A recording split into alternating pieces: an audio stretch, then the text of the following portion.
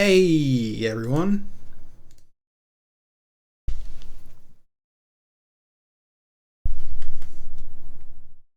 Wow, the typo in my stream title. Whoops. That's right. I'm Touhou, and this is my project. So, how are we gonna do this shit? Well, I'm gonna play some video games and you're gonna watch. I think that's usually what happens on Twitch.tv. I mean, I don't know for sure, but it seems like a pretty common pattern.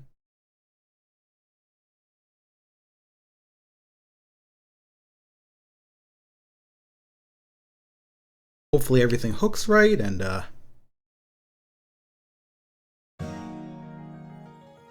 kill me.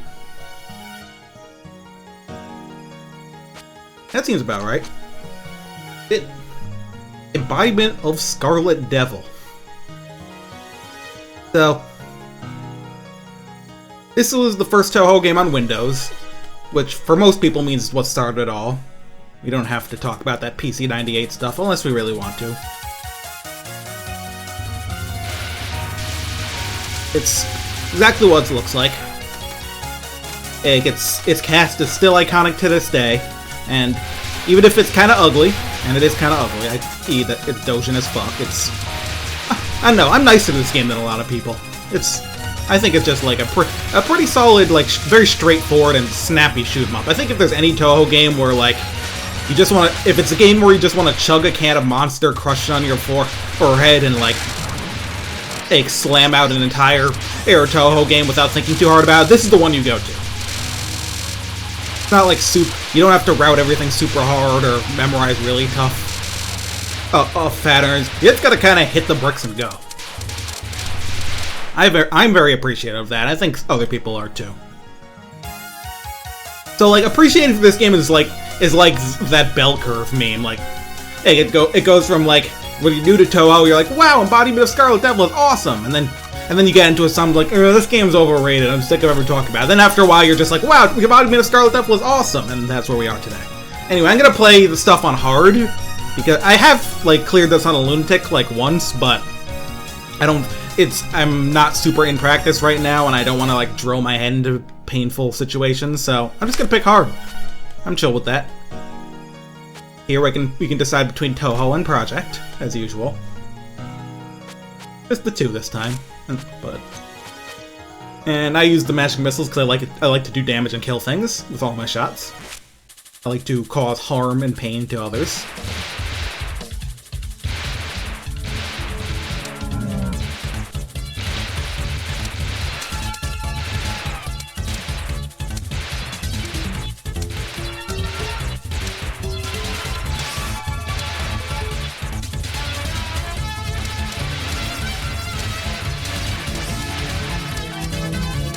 Now, streaming shmups is something I haven't done in a while, and something that's always a little tricky because you don't get much time to like read chat or whatever.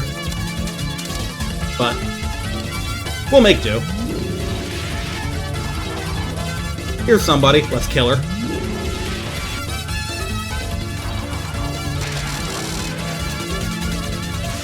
Fun fact: this spell card only exists on hard and lunatic. It has no equivalent on easy and normal. The mid boss just has one face if you're playing on those difficulties.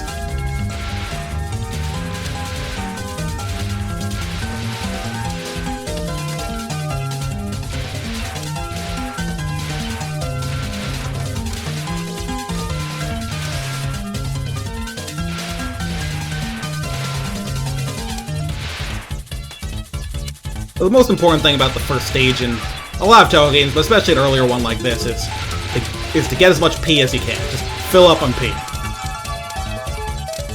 And by that I mean power items, because you gotta get your shot level maxed out. Kind of feeling it. Knowing her, she'd probably say it sure feels great out. I hate the night though. Fully weirdos are out at this hour. What are you calling a weirdo? Nobody's talking about you. No. So the usual banter. Are you holding your arms out like that? Doesn't it give you the image of a saint crucified on a cross? Like humans kind of learning how to add. Yeah, I guess. Alright, let's kill her. So, Rumi is going to do a weird thing here where that first attack is always the same, and then everything she does after it is picked from a random pool of attacks until the first spell card. No other boss in the series does this, and no one has any idea why she's made like this. incredibly strange. Anyway. Once upon a time, spell cards are really simple.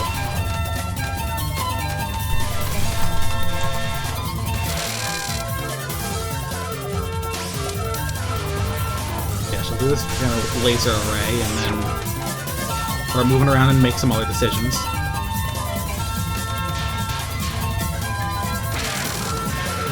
Here's Demarcation. It's not hard. It's kind of rings of bullets, followed by these kind of aimed machine gun things. I do hella damage because I have Marisa and I have missiles, so... He's dead.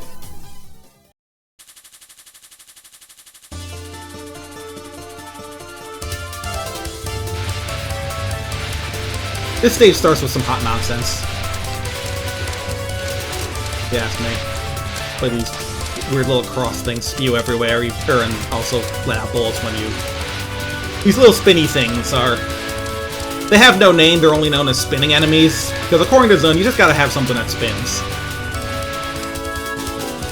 I'm not totally I believe this is like a very important tenet of shoot 'em up development. You gotta have just some kind of enemies that rotate and fly around. Important. I believe him.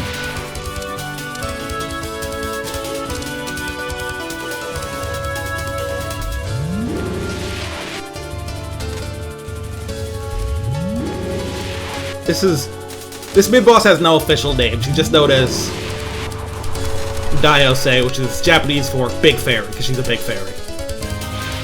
This game had like a pair of mid-bosses that never got named because Zun didn't give enough of a shit, but then when everyone started asking about them, so... Oh, we started naming all his mid-bosses and stuff after that.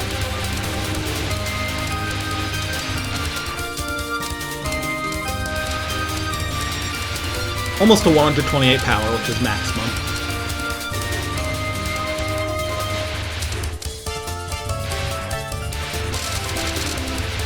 The important thing about being at max power is that, if you go to the top of the screen, you can collect all the items at once. So, later Touhou games would change it so you can always do that, but that technology wasn't there yet. So...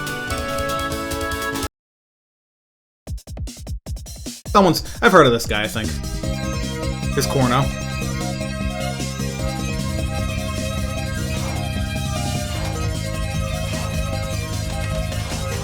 He's gonna do Cherno stuff. Unfortunately, the giant safe spot only exists on easy mode. So it's a completely different attack here, actually. So I'll have to actually dodge bullets. I know, dodging bullets in a Touhou game, it's scary. We do what we must. Alright, let's kill her.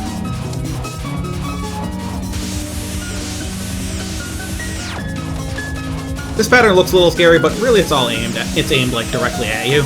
So, small movements. Hardest part is, like, just the way she moves randomly means staying under her can be tough, but it'll live. This, on the other hand, random bullshit go. You shoot bullets everywhere. Then does that, and then they move in other directions.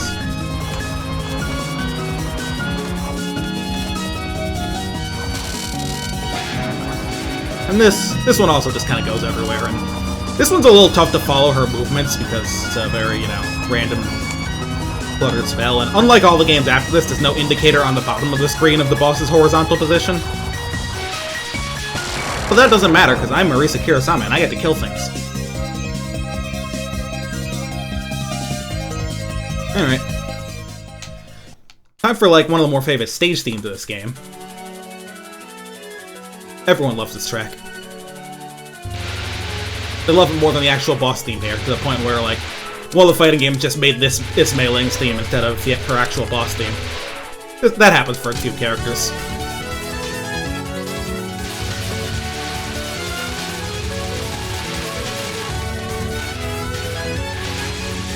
For your real scoring freaks, you can get some good raises here.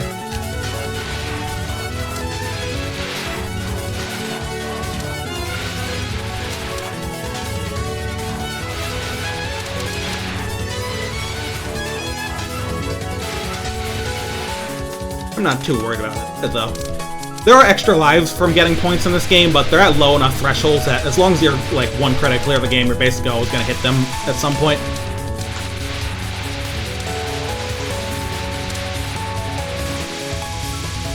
As long as you don't play like a complete geed. Here's Miss Gatekeeper.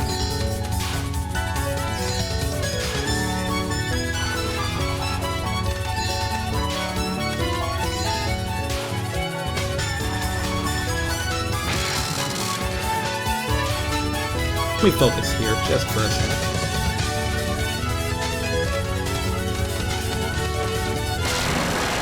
That card's important because it drops an extra life.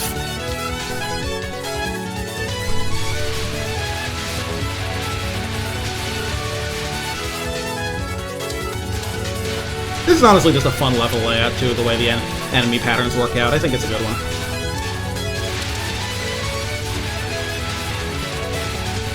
You can make things easier on yourself by clearing out some of the enemy before they drop those like vertical lines.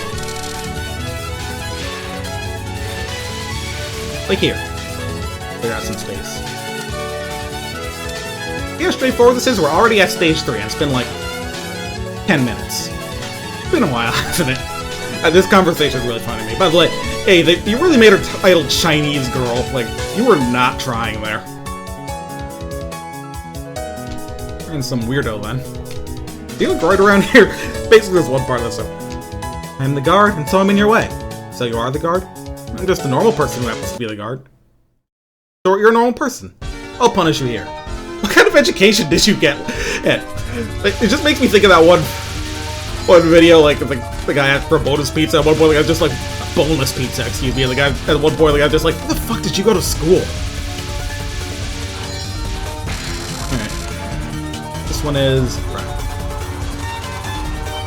This one's pretty straightforward. Handle it just fine, I believe? Yeah. This is a weird, like, pattern. Like, it's not common that, like, bosses in Touhou will just bring in normal enemies to help them. And then this one is the embodiment of Scarlet Devil's specialty, as in random bullshit go. So, bombing there is gonna happen because this is like a pain. Hope I don't need a second bomb, but the way I'm missing my shots here is kind of... Okay, we're good.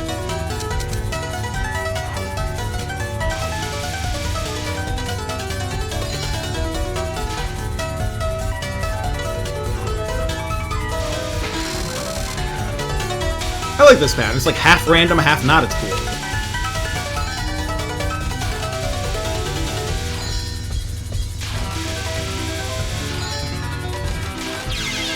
Ooh, fuck that up big time.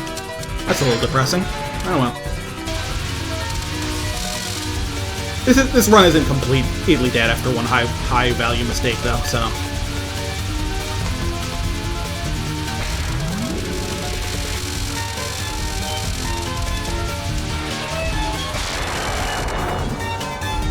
We'll make it out alive.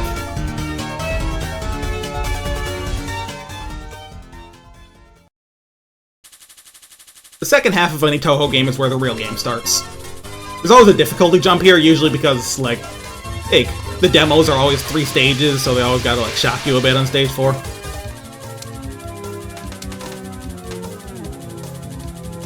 And stage 4 is, like, tend to be, like, the longest levels in Touhou games, too. Not counting extra stages, of course. Probably because after stage 4, the bosses get long enough that they don't want to, like, have the stage, like, overtake that.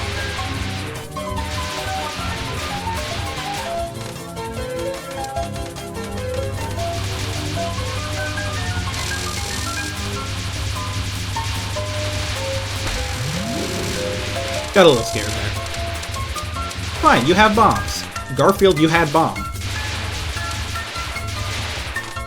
I'd much rather use them when I don't need them than need them when I don't use them. This part's a bit infamous if you're playing on Lunatic in particular. Very random and gets absurdly dense. Lower difficulties, that's not too much of a problem. But you do have to be on your best behavior. That's the other nameless mid-boss, known to some as Koakuma, which just means Little Devil. The irony of the Big Fairy and the Little Devil being roughly the same size has been brought up. Anyway, this part is funny, because there's these 3 waves of enemies that just fly in, and then, hi guys, suddenly they're shooting again.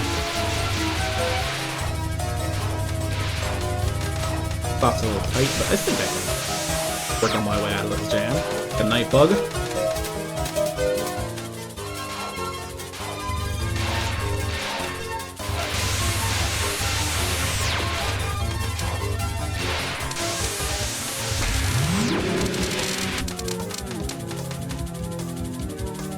Not perfect, but I like these big fairies that cancel all the bullets on the screen when you kill them. Satisfying. Some cave games that do stuff like that, like Mushihime-sama has some big enemies that do that. Feels very good. Should check. I always forget, like, I know Mushihime-sama is older than I think, but I don't remember if it's like 2002 old.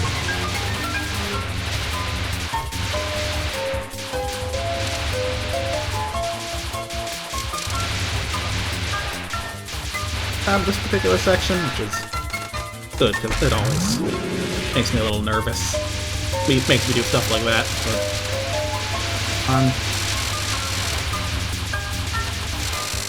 Alright. At least we didn't die. I'm out of bombs for, misknowledge here, but other than that, I think we're doing pretty well. Marisa preparing her standard strategy of stealing shit. Her. It's original patchouli.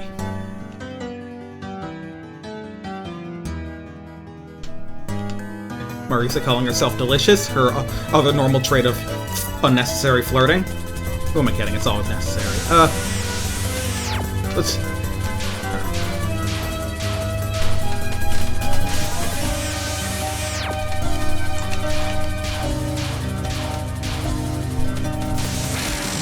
So, the gimmick of Patchouli that isn't clear here, but would be if I showed more of the game after this, is that, she actually has different spells depending on which character and shot type you're using. Funnily enough, this particular shot type, it has one of her harder lineups in my opinion.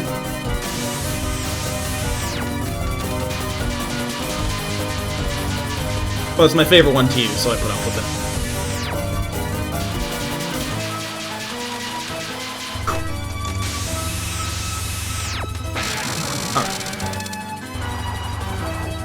Also, a lot of her spells are kind of random. You can put up with that. Gee, look how slow that big bullet is going.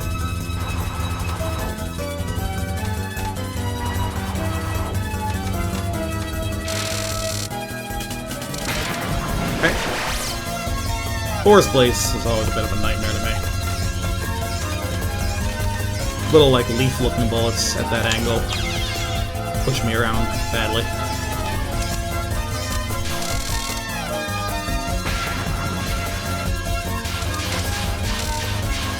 Emerald Mega shit. Another very random one. Things will just happen to you, and you gotta put up with it. Well, I mean, you don't have to put up with it. There is another option, which is bombing, but luckily I didn't need that.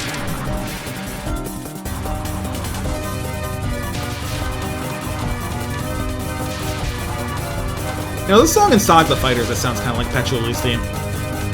Pretty funny. I probably could have saved that, but I was a little worried.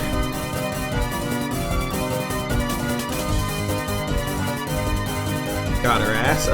Stage 5's a pain in the ass. I'm excited for it. And I think you should be too. I always forget what to start in the middle and for the sides, though. And guess sides? Cool, I'm wrong.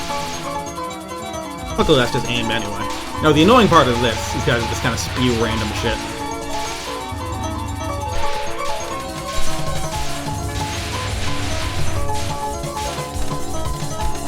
If this was Lunatic, I'd be fearing for my life. Luckily, I picked hard to be, like, a little more reasonable with the skills I know I have. so I can actually finish these games on stream one day.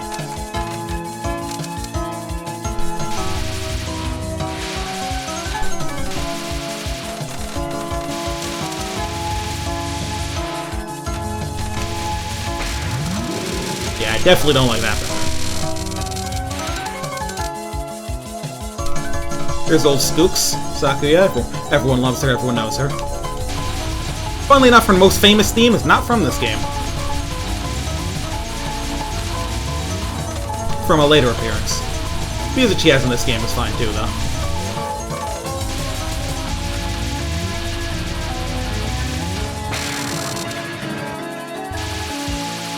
This is kind of a funny spell.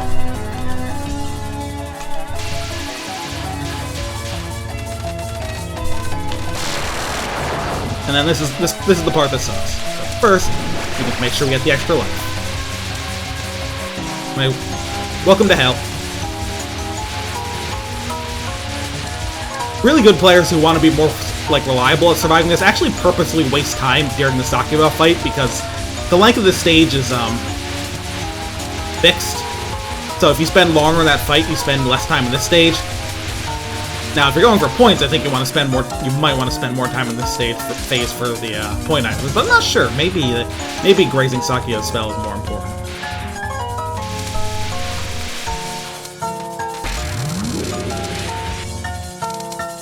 Didn't think I was getting out of there. Other than that, very good stage 5.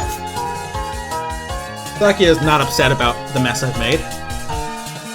The dialogue is going to be very silly. I'll be arrested under the Washington Convention if I catch you. Because maids are an endangered species.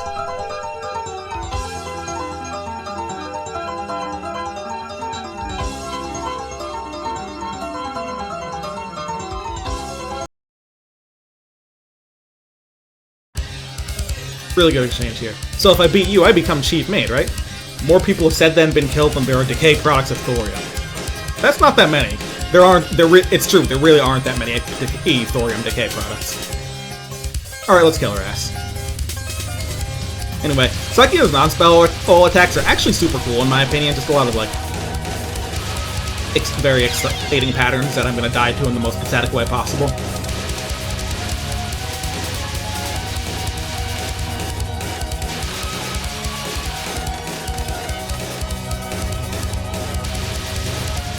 Some of her spells get really annoying. You'll see that in a moment. Time for the most famous thing she does. Time's up. Luckily, this pattern is pretty fixed in what you actually have to do for it. The big red shots are random, but everything else is a kind of a cool pattern that's not too hard to handle. This is going to be a bit tricky.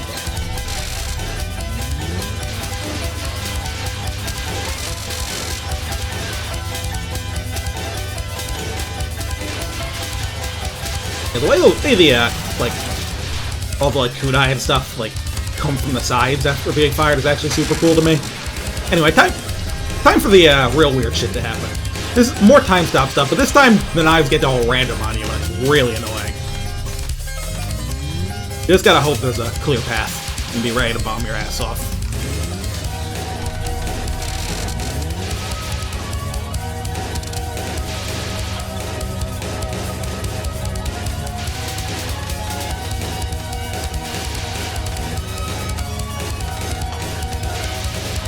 Another example of what I think is a pretty cool non-spell win. And then, Killing Doll is the nightmare. This one's just nut shit.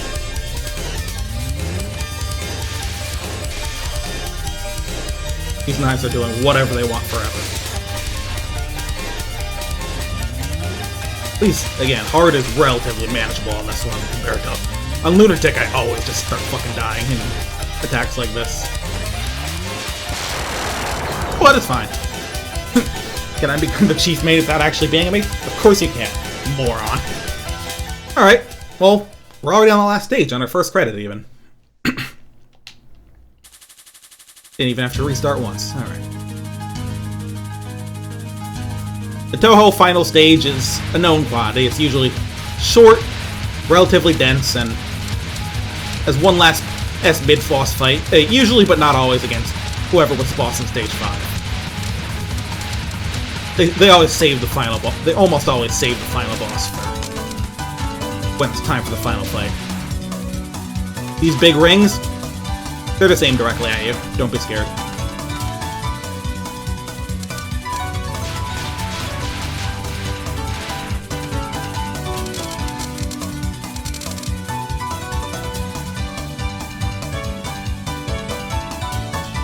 And talk to you one more time with I think it's actually a really cool like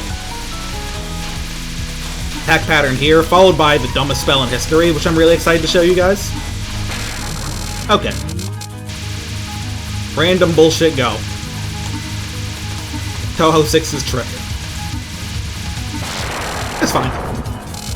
The fun fact, I'm not sure if it's on L difficulties, at least on Lunatic, that card literally is a safe spot. Like, it's the same thing, but if you just, like, nudge yourself right up, like, on the corner of Sakyo's sprite without getting close enough they actually hit her, the bolt just spawn past you, and you can just sit there and kill her for free. But I never figured out where it is, so I had to do it ethically. Now for a conversation that makes even less sense than usual. I'm never sure if this game's translation is kind of scuffed, because it does get updated from time to time. Or if it's just... I think it's like... It's trying to handle, like, really weird, like, turds of phrase, and is also just kind of nonsensical, but then also it's struggling with translation. It's a whole thing.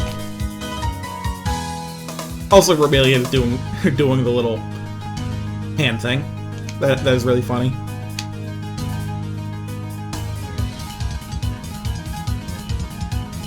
Light Eater always leaves some on the... And of course, a Jim Jam reference for good measure. Can you remember how many slices of bread you've eaten till now? 13. I prefer Japanese food.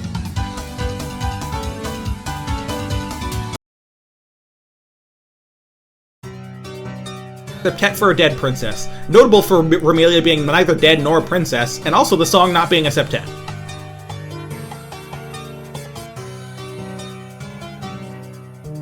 It's true, Maurice is a fun human. Alright, let's kill this. Let's kill this clown.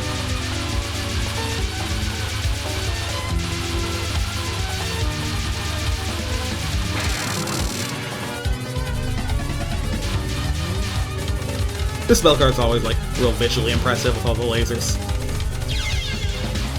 I get to die to it, like, in a really dumb way, which is cool. Starfield, you had bomb, etc., etc.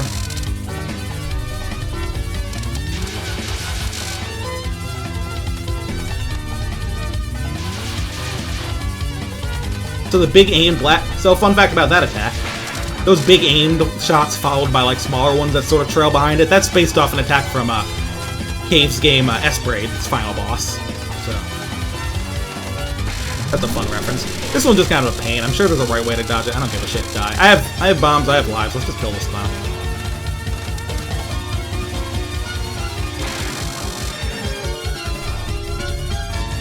Yeah, like he gave very few shits here. In Bombing and Scarlet Devil in particular. When it comes to the writing, it's all sillies. He's like, it's something that not a lot of people have read, but like the like sort of prologue, like the Perfect Cherry Blossom has like this passage that's basically like an introduction of Gensokyo. That feels like when he really decided like what how he's gonna world build this whole thing. It feels like that wasn't really much of a thing in this game.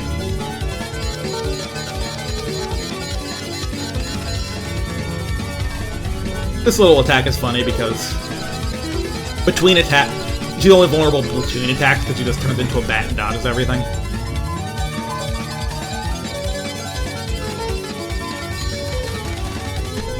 The random one is like the only real dangerous one. Scarlet Meister.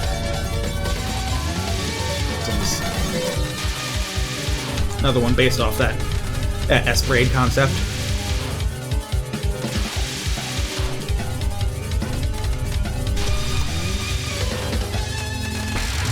Yeah, I don't think I have a way out of that. Alright, final attack. Scarlet Gensokyo. So, the way almost all final boss final attacks in Touhou work is that they're really fucking long, and the boss becomes invincible to bombs if it comes nearing them, so... hopefully we can handle this. Many of them also, like, escalate over time. This one, not so much. Yeah, I haven't quite added that part yet. Oof, that was just bad on my part. Poor play.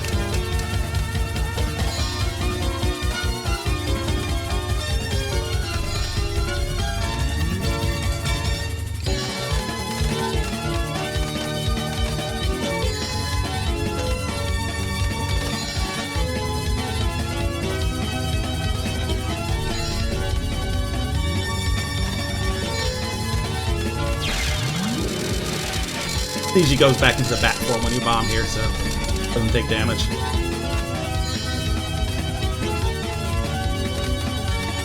It does still save you from dying, though, so it's not like bombing is useless. For example, if I had bombed there, I wouldn't have died. And that is a hard mode clear of Touhou 6, Embodiment of Scarlet Devil. Slam that out in about a half an hour. It's a game that's good for going back to like that, because it doesn't start out too harsh, and it's pretty fast-paced. And so there's like this whole like rule about that you're not really supposed to show Touhou game endings on like streams and in videos and stuff. But I think people should consider this particular counterpoint, which is suck my nuts, assholes. To be honest, I think a lot of fans, even if they know the stories of the games from reading, like, watching playthroughs and stuff, they can stand to at least look at the end to see what happens. Luckily, not much happens in these endings.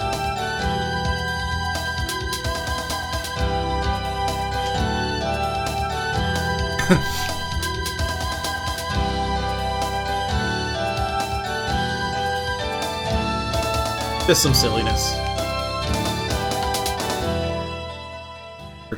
Everyone's friends and doing silly things now. That's Touhou for you. The stakes are small. Until they're not.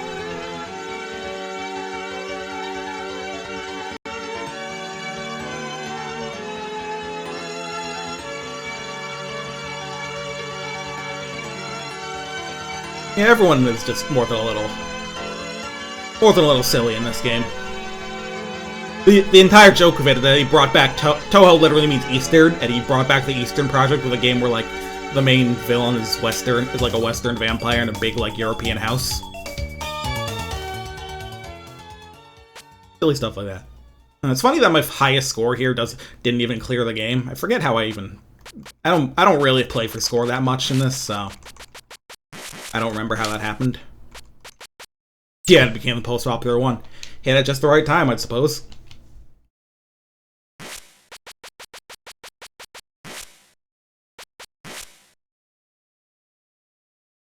Oh, that's it. Thanks for coming, guys. Just kidding.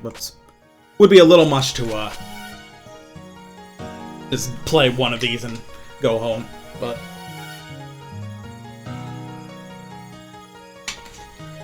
I'm not gonna play every game, nor am I gonna do them all in order. I'm gonna do roughly whatever the hell I want, and I think you're gonna have to be okay with that. But we'll see how many of these I can pull off all over the place. I am gonna jump ahead a little bit. I'm gonna pull out not just any Touhou game, but my personal favorite official Touhou game. I know it's not gonna be a common choice for a lot of people, but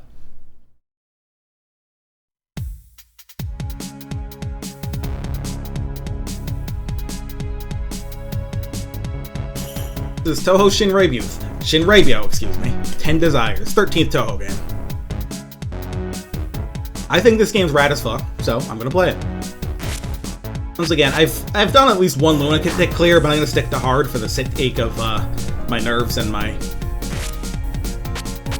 I have cleared it with everyone on hard at least. See, this later games of the series will actually give you a little tag when you clear stuff. I'm gonna pick Miss Yomu here because her sword is really fun in this game. The premise of this one's a little weirder. There's a bunch of like spirits floating around, and no one really seems to know where they've come from.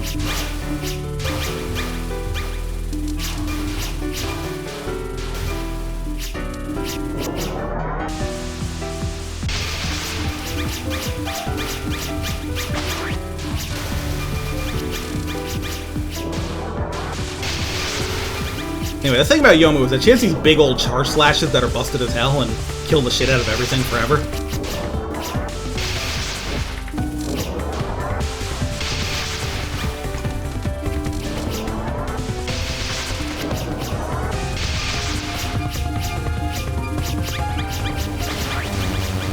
Also, since this is 10 desires, you can do this.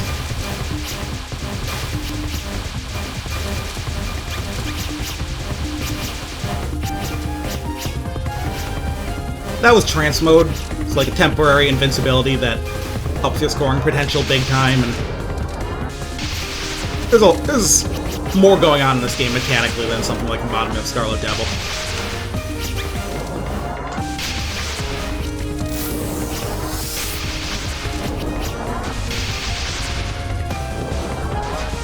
It's not super hard though. Oh, in comparison to some other Touhou games, like obviously these games will take all sorts of practice to get to any competent level, but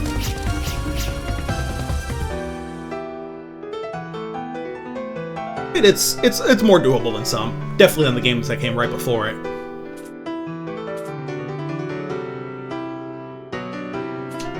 This here is Yuyuko. She's unusual for a first boss because she's not a new character for this game. She was originally a final boss of a previous game.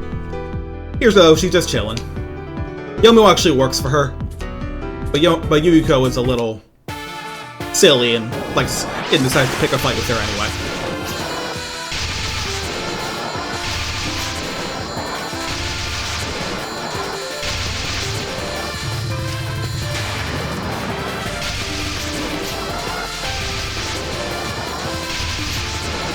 So the thing about the trance system element is that the gauge for it is like those little flames next to the skull on the bottom left of the screen if you look down in that corner. And you can get more of them by shooting enemies and bosses from close range, as well as destroying enemies quickly. That's what allows you to build the gauge faster. So, you play more risky, you get more reward.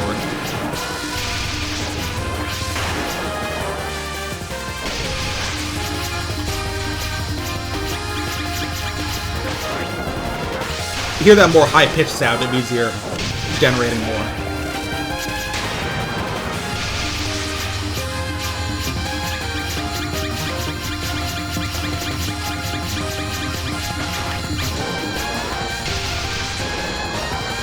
Anyway, using trance fails spells technically, but I want to use it here for a reason. Because what trance does also, besides making you invincible, powering you up, making spirits worth more points, that it makes life pieces, which when you collect enough you get extra life, and bomb pieces, you collect enough you get extra bomb. It makes each of them worth 2 instead of 1. So if you want to get lots of extra lives and bombs, you have to trance them off. This game's a little stricter with extra lives than some previous Touhou games. But it's also, not as hard in terms of, patterns than some of the other ones, so kind of balances out.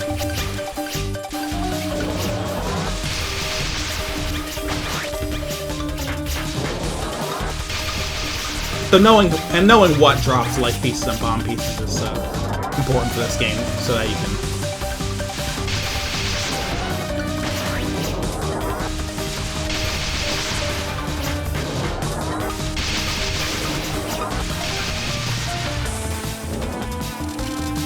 that you can trance at the right spots.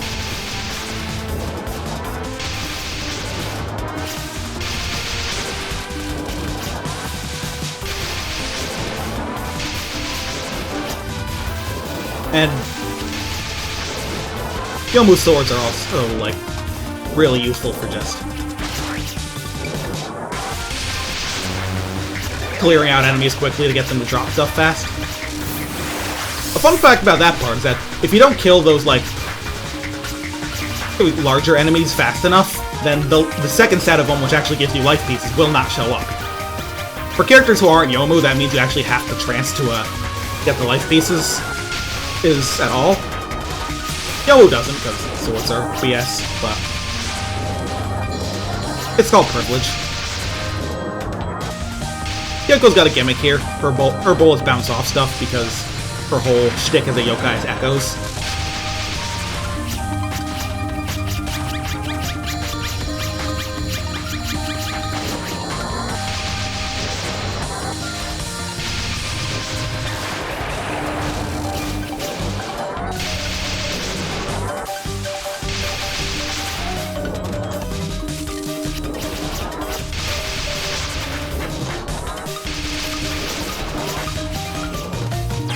Really? So this is the scary part about trance. If you die while your trance gauge is at least one flame over, then it automatically gets used, which is very dangerous. But I'll recover anyway. I can probably handle it.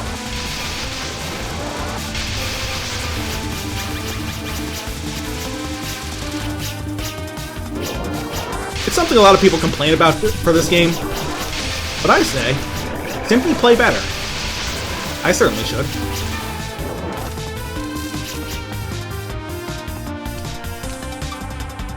But Kyoko here is working at the temple, but she's not really involved with the main plot. This temple has a strict ban on killing. Anyone killing is to die. I love Touhou.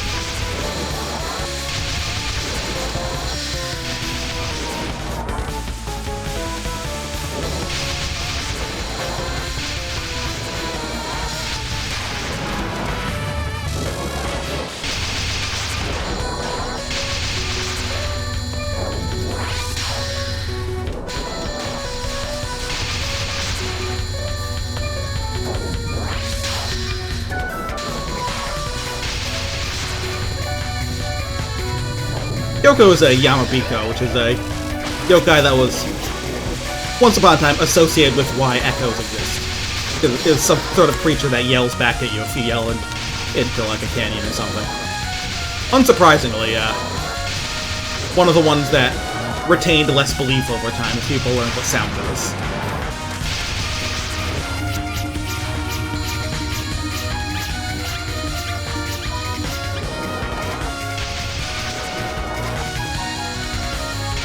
As you can see, those large bullets don't have hitboxes over like the entirety of their sprite, so you can slip through them in spots like that.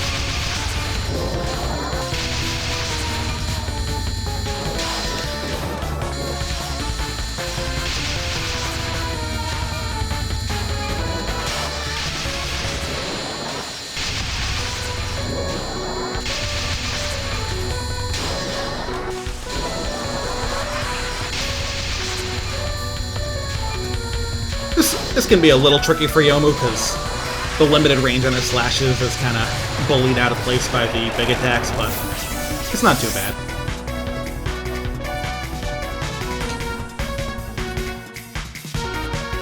Onward to stage 3. I love the music on this level. It's sort of super chill song. It's a bit of a swing rhythm. Don't hear that in Touhou a ton.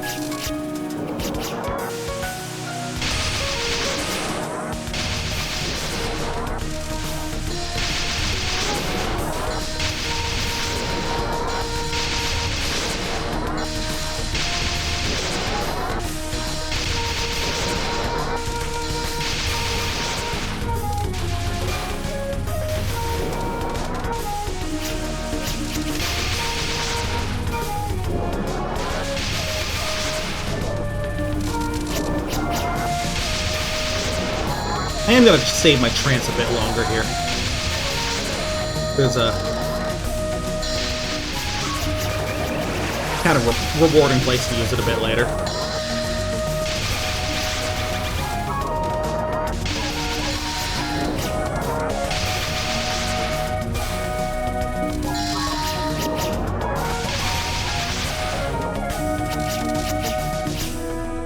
Here's another favorite minor character of mine, Kogasa here.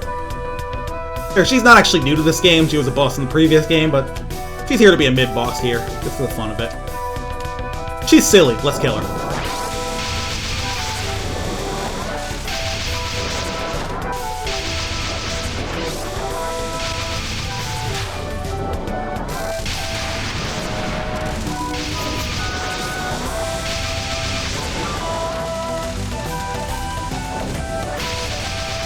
This attack always scares me a bit.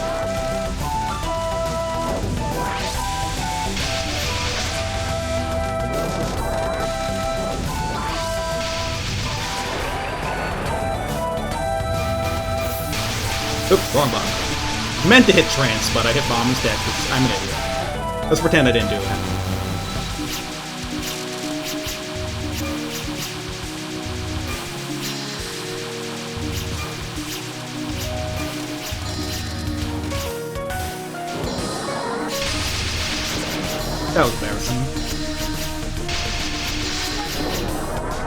At least I can get a bunch of trance gauge here.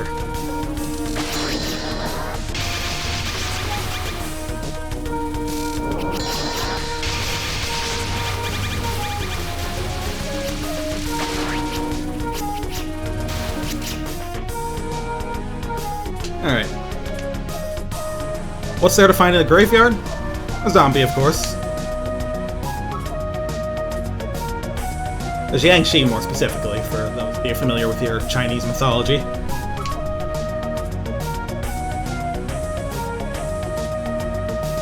Yomo, if you're curious, is half human, half phantom, so she's a little dead already. Not a lot dead, just a little.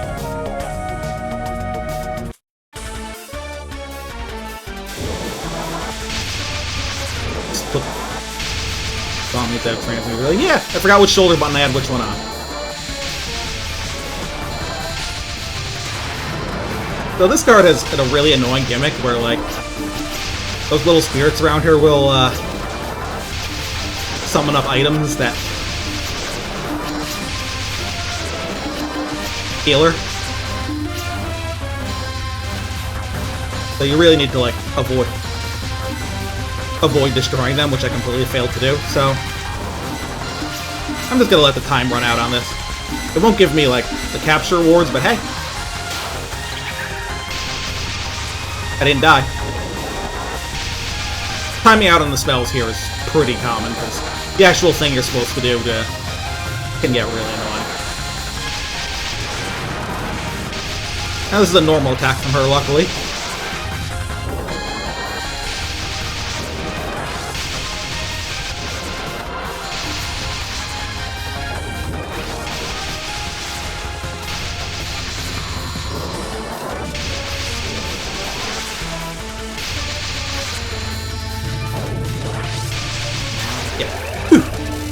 I mean, we were never in danger.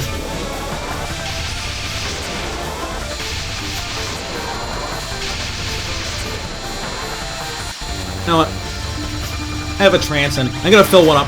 You can fill the meter up really quickly in the next level, so I don't really mind it.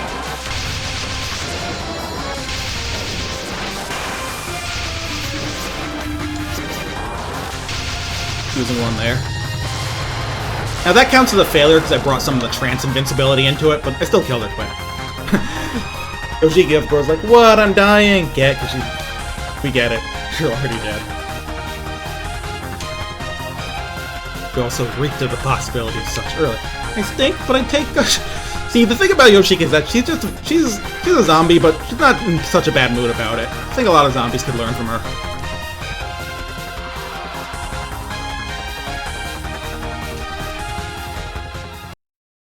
Alright, time for the banger. Song for the stage is a banger, everyone loves it. It's called Desire Drive. Also, like I said, yeah, you can fill your transcape really fast in this level. Things start... By the time you hit this point in the game, stuff drops like... so many spirits.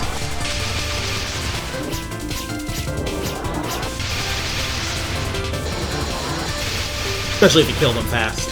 Something I can do here.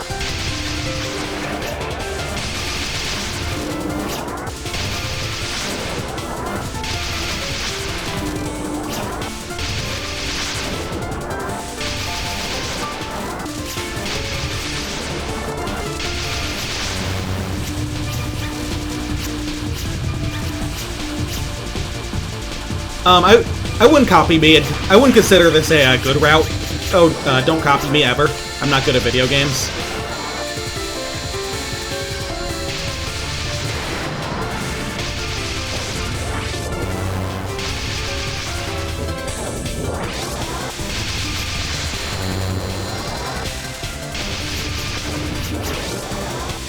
This is an interesting card. You see what it's going for.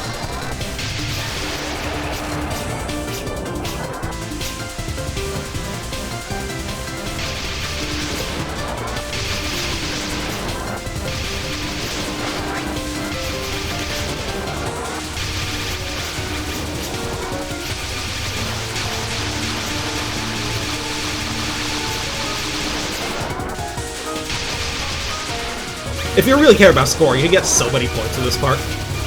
Like this. should you care about scoring? That's up to you.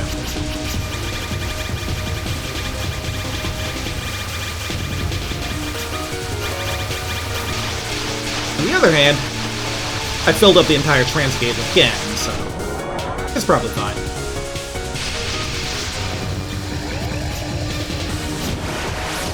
It's Mrs. Red Flags that can fix her.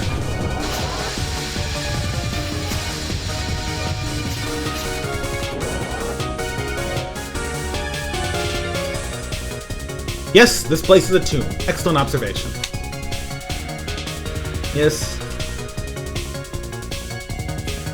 This is Seiga Kaku, Miss Yang Yang. She's known as a wicked hermit because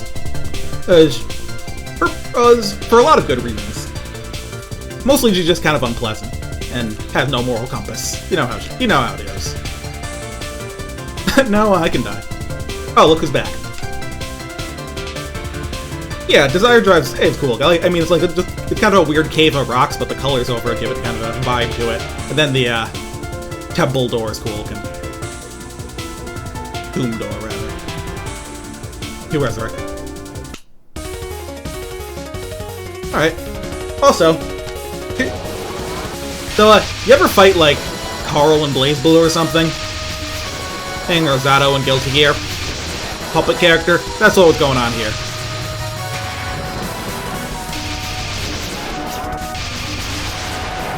And if you shoot Yoshika hard enough, she'll actually get knocked out, but usually the spell card includes the ability to resurrect her, so... And that comes with some extra bullets, so... Oh wow, that sucked.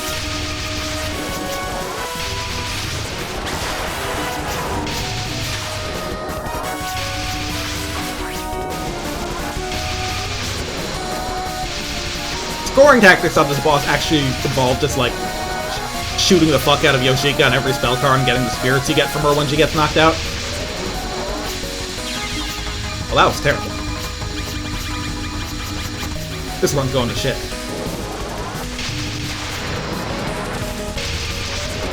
And luckily, there's at least some good places to get lives back in stages 5 and 6.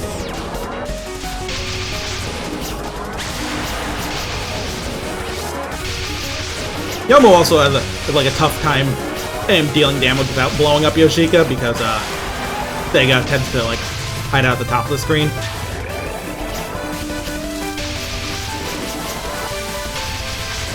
This attack's annoying, by the way. Welcome to Knives.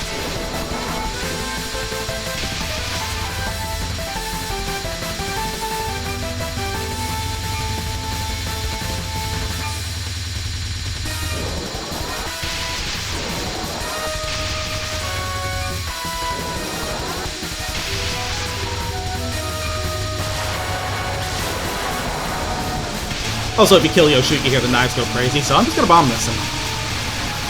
Yeah, it's not one of my favorite attacks. Good X, at least as Yomo. Other characters could shoot her more easily at the top and do good damage. This attack's neat, though.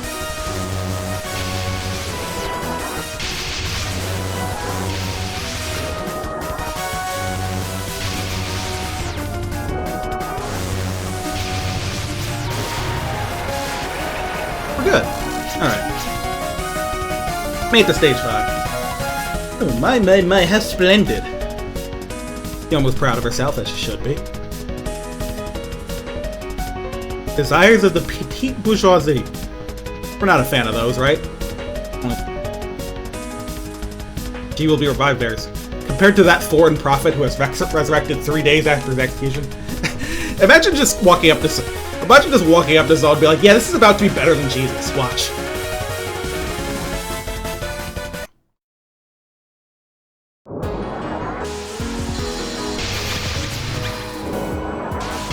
Anyway, weirdly enough, Stage 5 is, like, surprisingly easy for this game. In this game, rather. But the vibes are immaculate, so it doesn't really matter.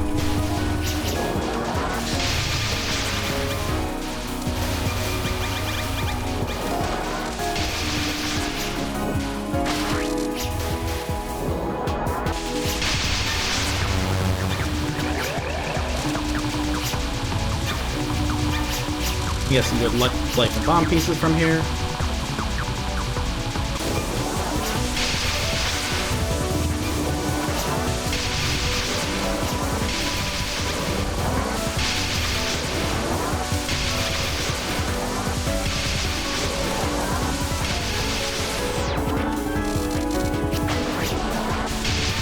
Yomu does have the advantage of being able to clear out waves like this very quickly. Anyway, here's a mid-boss only character. This is Soga no Toshiko. She doesn't have much to say, but she's in a foul mood anyway, so...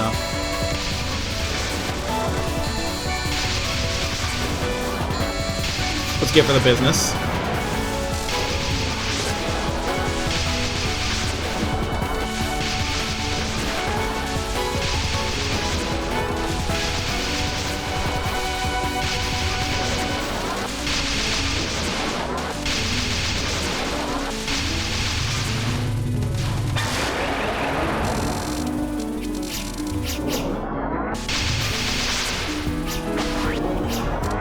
Thank you. I do enjoy this layout.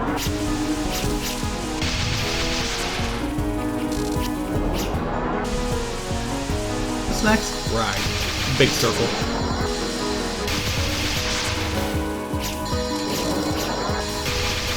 If you really care about points, I think this can be another good place to transfer lots of them, because of the spirits that these guys drop, but I wouldn't worry too much about it.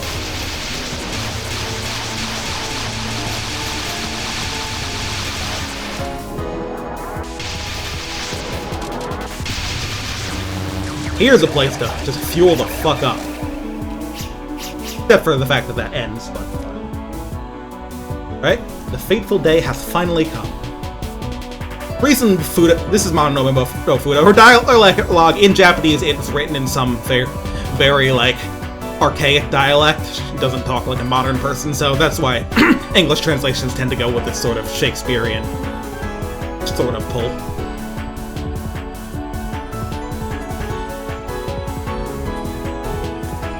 No, no.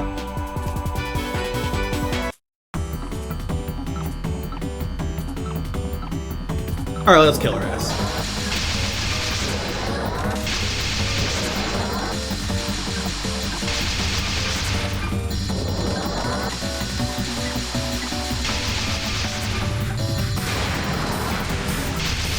Here she has a bow.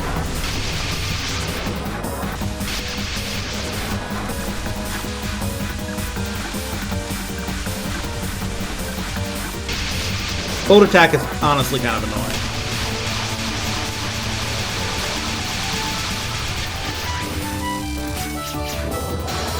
I'm just picking my favorites, so I don't know yet. I did Embodiment of Scarlet Devil before this. Oh, that sucks.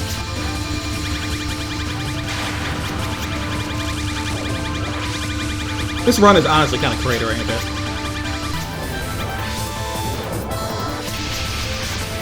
Hopefully I can beat it at least. At least get that extra life. Realistically, I should just start fucking behind stuff. What? Okay, that time I promise you I pressed the button. Or the button I thought... oh no, that was the transplant. I'm an idiot. Once again, I feel like I haven't used this controller for this game much or something, because...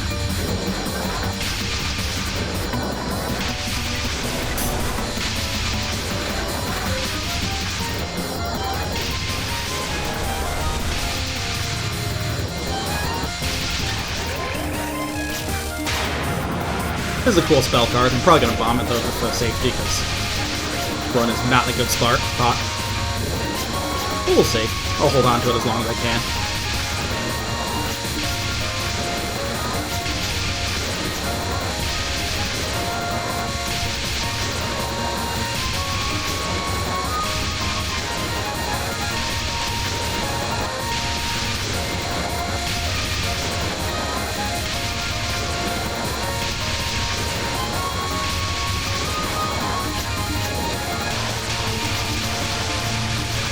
Alright.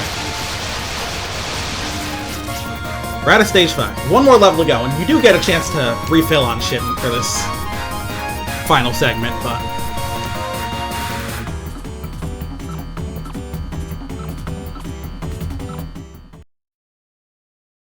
so, stage 6 is a little unique here. It's got a gimmick.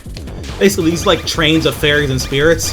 If you kill the fairy at the front, all the spirits explode without giving you any of their fun goodies. Which later on the stage, the goodies start to become like light pieces and bomb pieces, so.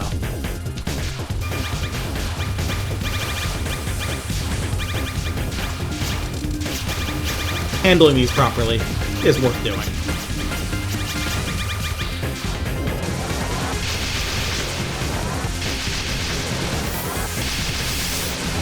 Frankly, I could have, like, tranced, gotten a bunch of points, and then, refilled on, like, the spirits from, like, here, but I'm a little worried about this credit, so you'll understand why I played it safe.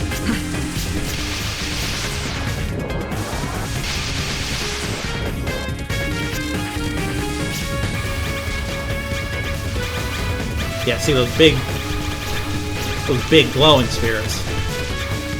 That's where the real goodies are.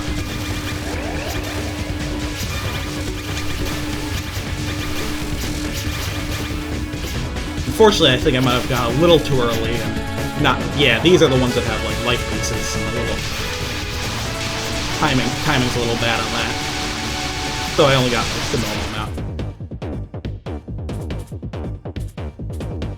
Anyway, this is one Toyosato Mimi no Miko. Also, the revived and way more girl version of the legendary Prince Shotoku, who supposedly brought Buddhism to Japan. And you may notice she's Taoist. That is kind of the thing here.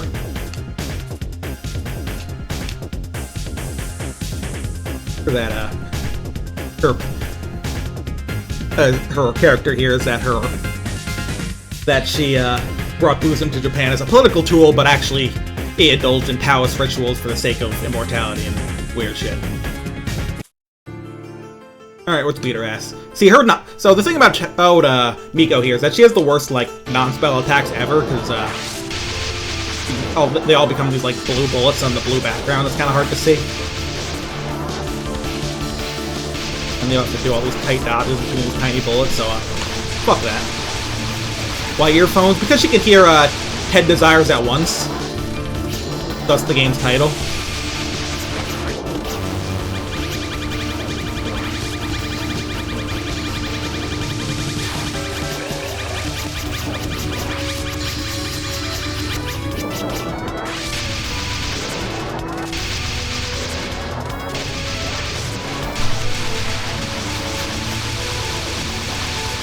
And it's overstimulating, so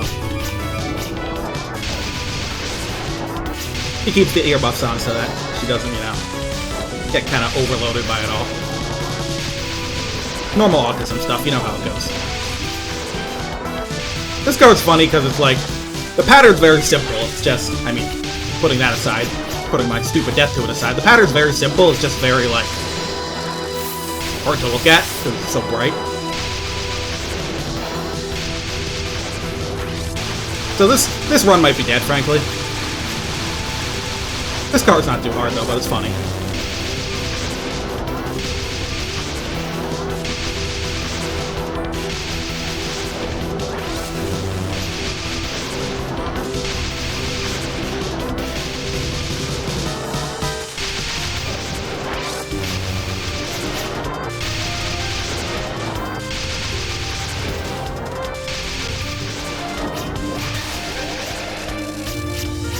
Playtime's over. So we will worry die. It's the famous Yuri I got. Yeah, so it's kind of a thing about there is like hold on, let me do this first.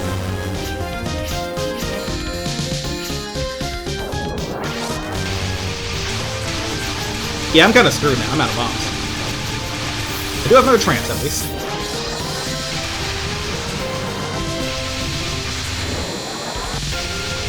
This attack's hype as hell, at least. And I died in the worst possible way. GG, everyone.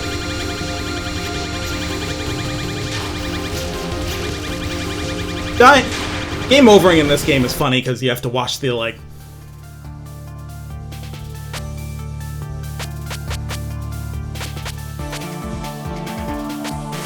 Might as well continue and play out the rest of the game since we're so close. We're 2 attacks away. But unpleasant. Anyway, yeah, Tochiko's lines in that spell seemed a little familiar.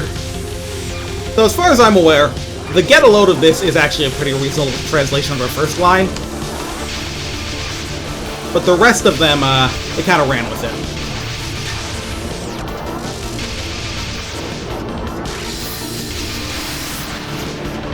Also, this spell's cool. Might as well do it.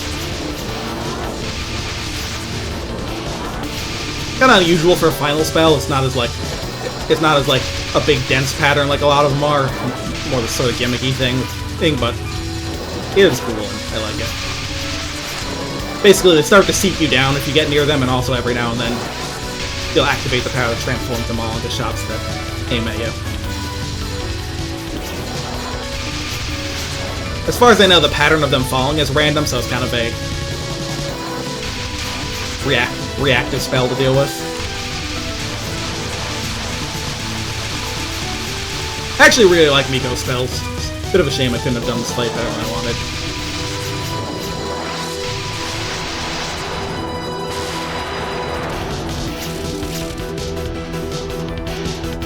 So, like, the weird thing is, like, because the way that the English patcher for these games is really robust and actually pulled from a wiki. Oh, cool, we get to look at the bad ending. He was all beat up and sad. Poor girl. He almost sulked over her poor performance. Next time.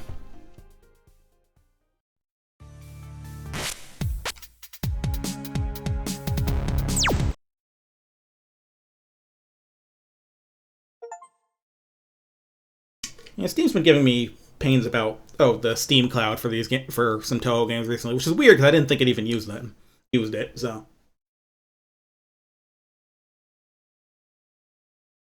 where to next? There's a lot of Touhou games around here.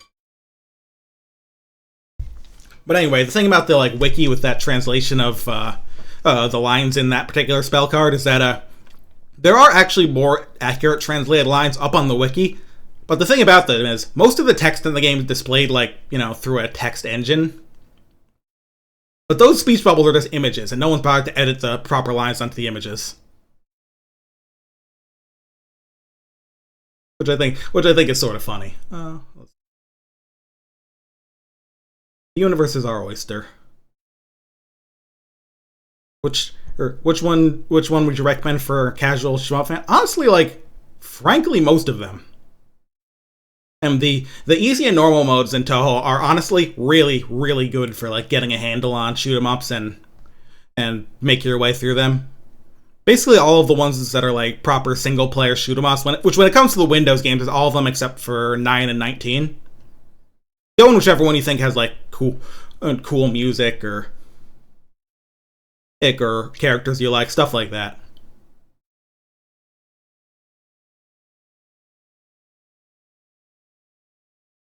They made 19 of them. There's going to be a 20th this year. There's a one-man dev team. Yes and no. Mostly is he's gotten help in various small areas here and there. And yeah, there's decibel ones too. I mean, that's just though the fighting games are not solo dev stuff. They have a smaller team of people, but some of the other spin-offs are just shoot 'em ups that are weird gimmick games, and those are mostly or entirely solo. This is Mountain of Faith. This one came out in 2007, so it's another older one. This time we'll pick Reimu. And I'll pick her homing shots, because they're really good in this game. The Mountain of Faith is pretty simple, but has a few unusual gimmicks. Mainly that, you may notice on the right side of the screen, there's no bomb counter. That's because bombs cost power, which is really weird. Other than that, though, it's Touhou as it gets. It's sort of a paring down of the series in terms of features and stuff after 8 in particular got kind of really big in terms of stuff, and this one's got really good music if you ask me. I mean, all the Touhou games have good music, but this has some of my favorite compositions.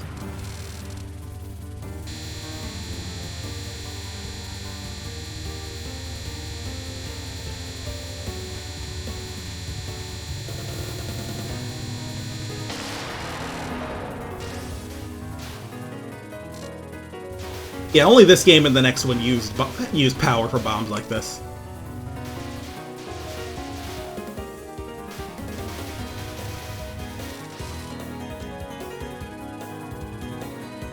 In this game, it's weird because, like, you'll notice my power says 5.0. That's actually even though that's max, that's actually the same damage and, like, shot as 4.0. It's just basically a free bomb. Can you play Marisa C? No. Thank you for asking. Marisa C is a really weird shot type, and that's annoying to use, in my opinion. It's not necessarily bad, it's just a huge pain, and especially when I just can use homing shots that are good enough in this game. Anyway. Reimu says a girl smells nice. You know, just normal girl stuff. Let's kill her ass. I say kill, but, like, people don't die in Touhou. Spell card duels for... Spell card duels for humans and yokai are largely non-lethal. It's a bit of a misconception people get with these games. No one's dying. Yokai quote-unquote extermination is mostly just bopping them on the head and telling them to stop.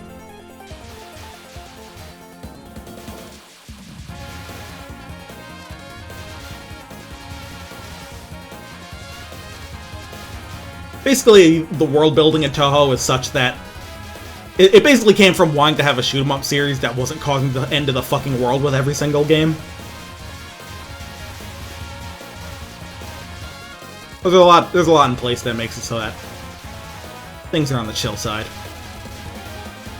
And at the end of the day, everyone gets together, or gets drunk off their ass, and are largely friends, except for the ones that aren't.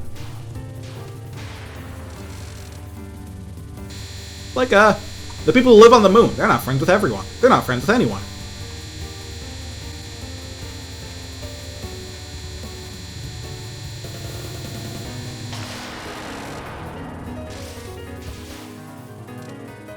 There is some darker concepts in Touhou, but it's usually, like, purposely kind of in the background.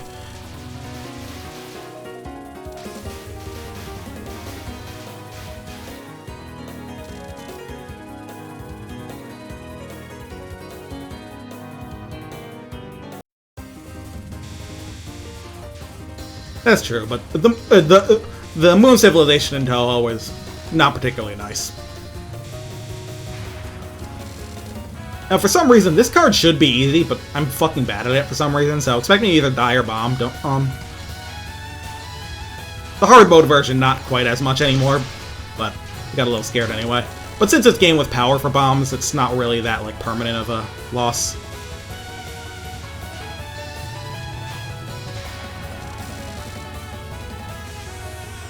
Okay, so that card does suck. This one kind of sucks too, but it's more random, so sometimes it's fine.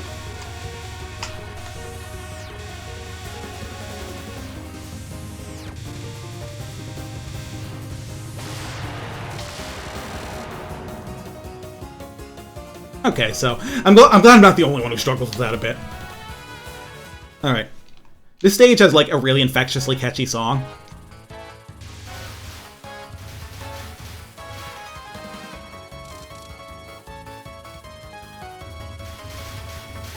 Yeah, New Hell's a bit, edgy. A bit edgy, too. They want a lot of them are kind of power seekers, is the thing.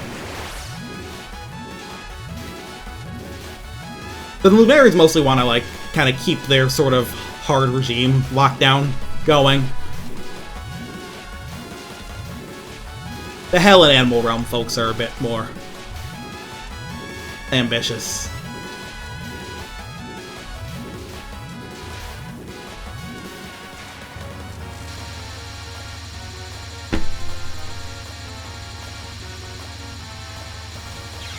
Ooh, that was pathetic. I'll keep playing it out. You never know how bad it'll get. This one's just like... The thing about a Mountain of Faith is that the number of surprisingly not tough, just tight dodges in it. It's why it's a pain to play this game as Marisa, because in this game, and a lot of Touhou games, though, not like some of the early ones and not the most recent ones, Reimu has a smaller hitbox than Marisa, and this game in particular is so much tight dodging that Marisa's larger hitbox is a pain in the ass to use.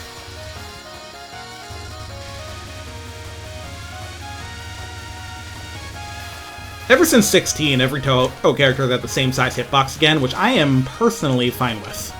Some people are Oh, or there's been some mixed reaction to that, but I kind of prefer it. I don't like it being as a balancing factor between shot types.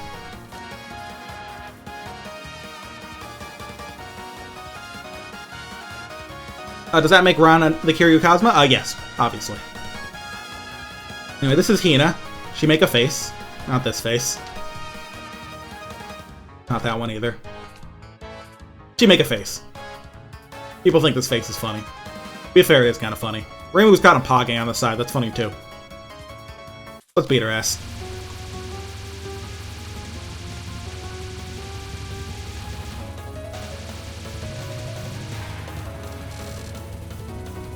This one's kind of a pain. It's very random.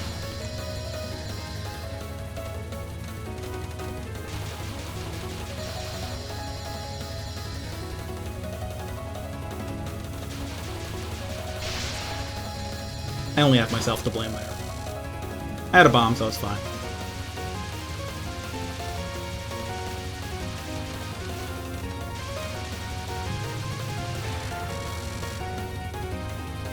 This one's a pretty fixed pattern. It's cool looking. You mostly have to stay away from like the denser parts of this one. Try and take the different lines individually.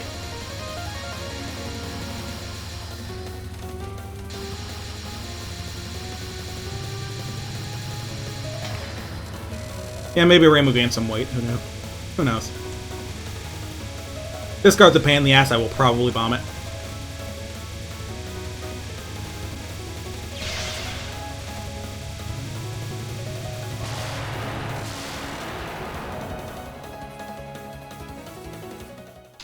Stage 3. Another Stage 3 with a famous song that everyone loves. There's a range of this that people like, an arranged version of this with vocals that people really, really like. It was used as the opening for one of the various Touhou fan anime. For a particularly popular one. I believe that version's by Yuhei Satellite. But even this original track is quite nice. I like the background here too. Like, it's that sort of thing where like the textures are sort of photo bashed, but it's done in kind of an interesting way here.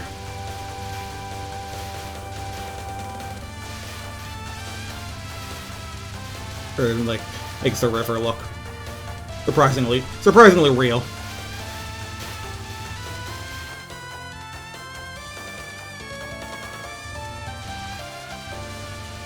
Public dance performance with the like Poen trumpets. Here's Notori. There's Notori. One of my favorite jokes in the series is her just leaving right there.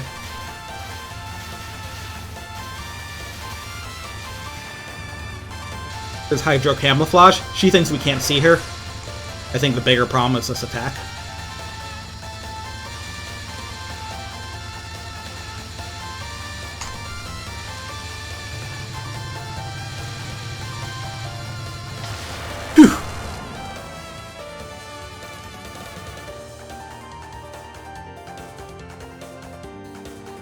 He leaves again, but she gives us an extra life. Not the meanest Touhou character we've met.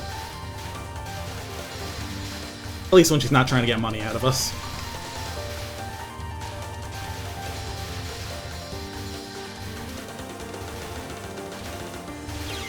Oh, that was just terrible. Oh well.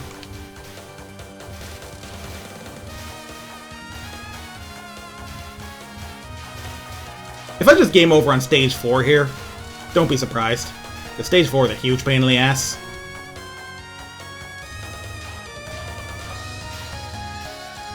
Yeah.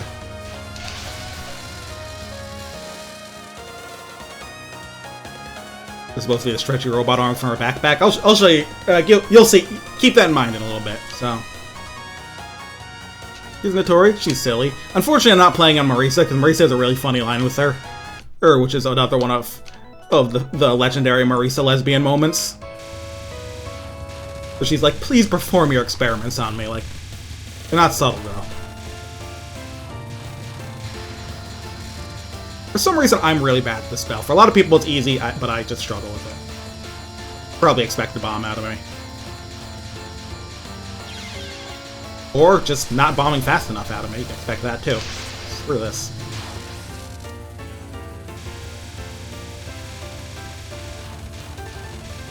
Forget how many more extra lives there are in the game. Not a ton, though, so... I'm only getting out of this at play on point. This one's pretty random, but it kind of bunches up in a specific...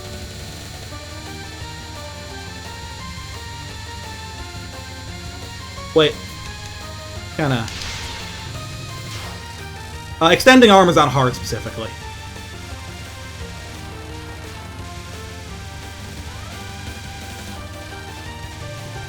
I don't know about easy, but E normal has Monster Cucumber. Hard has extending arm, which is a harder version of Monster Cucumber. Lunatic just has a completely different spell here that's nothing like this. It's kind of insane, honestly. Like, I don't know why he decided to do that.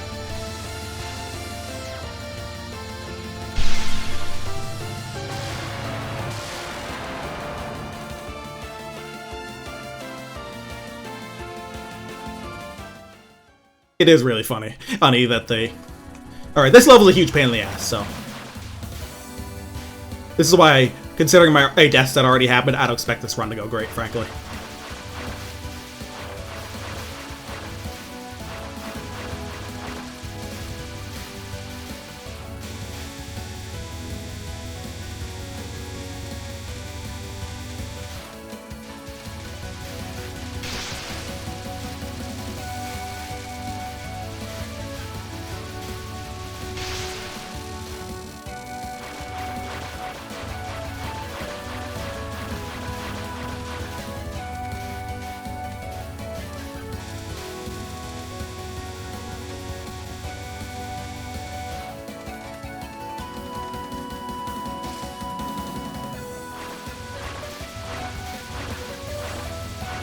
There's a lot of fucked up things about this stage, but one in particular is that, this mid-boss that's coming up, which is hard enough on its own, but also, like, it just doesn't delete the bullets from the enemies first, which is very rude, I think.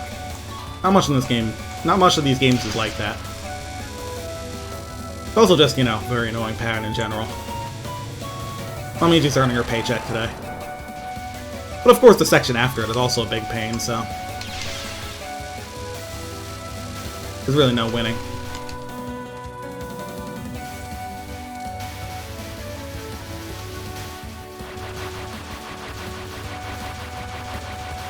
Yeah, Mamiji's initial sprite being so small, like, people just kind of interpreted the dog ears onto her. But officially they're... I don't think they're... Honestly, it's hard to say. There's so few pixels to work with on it. Yeah, see how terrible this gets? I'm out of bombs and power. I have to simply be the best player of all time now.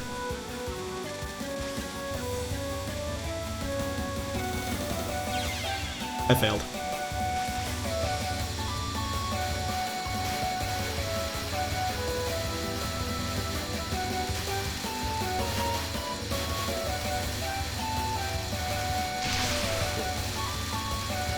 I could have had much more power coming out of this, but bad spot with these random bullets.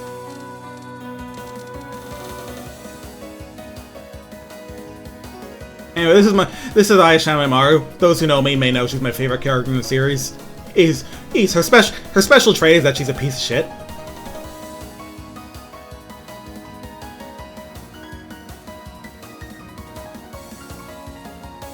Normally she's a newspaper reporter who writes a bunch of stupid bullshit, but today she's actually doing Tengu work of guarding the mountain because the boss noticed Reimu was on a warpath and said that they needed some extra help.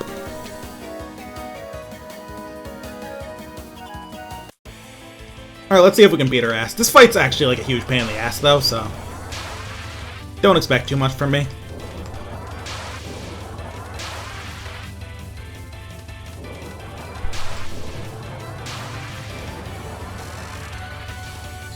I love how this card looks, but actually dodging it's a huge pain.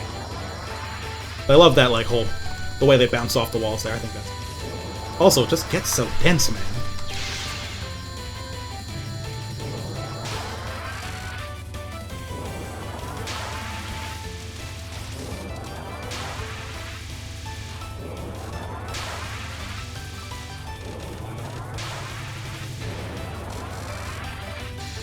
Out of there.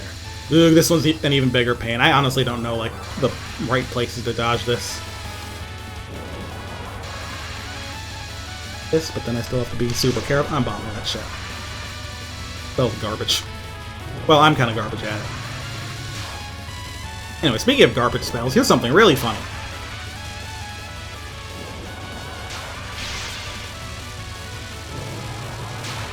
So this is what's known as a timeout spell or survival spell. Full guard sometimes. You can't shoot her, you just gotta survive till the timer hits 0. And while a lot of survival cards are about handling like a very specific pattern, that one's not. That one's about just praying. Yeah, this is they updated the translation of that attack name recently. It's different than the one that's been used for years.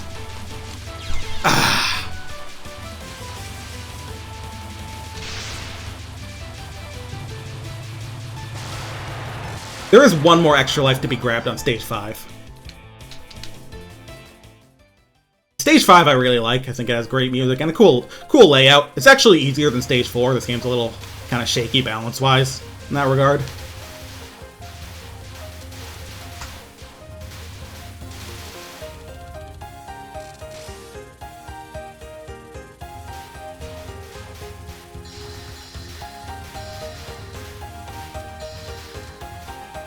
Here's where some homing shots tend to come in handy. I mean, it looks like a homing shot.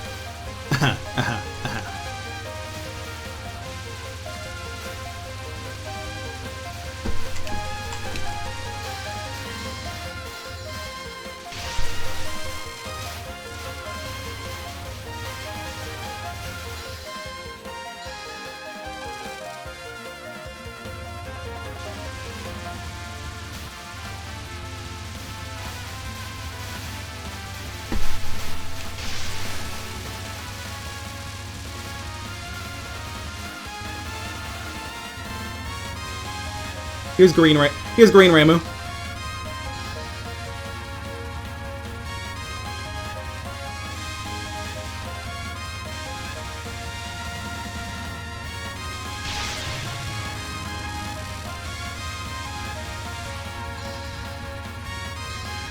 Green Ramu has some annoying attacks.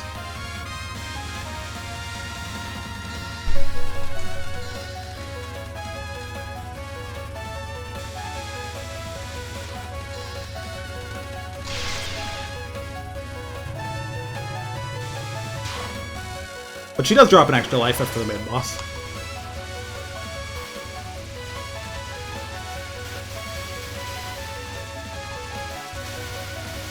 But yeah, I just like the way the stage uses like those big fairies, these that are shooting those like wide blue waves in addition to like smaller enemies that are tossing out those aim shots everywhere.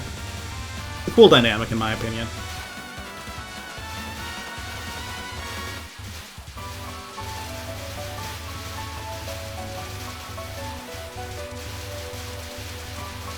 I can get up to 4 power on these things. Right.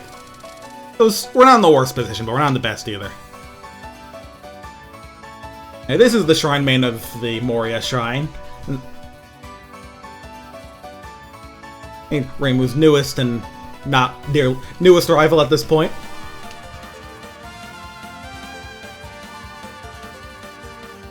Weird girl from the outside world.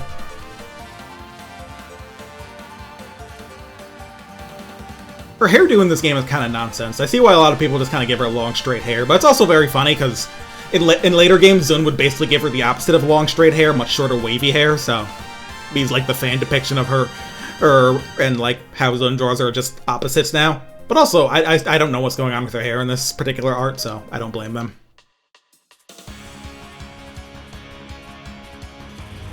Anyway, he claims to be a miracle worker. We'll see how that goes. Honestly, it would be a miracle for me to clear this, so maybe I do need her help.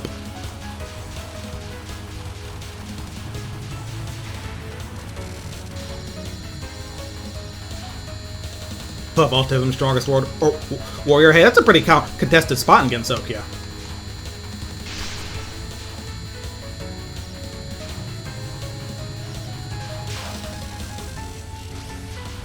A lot of people vying for that title.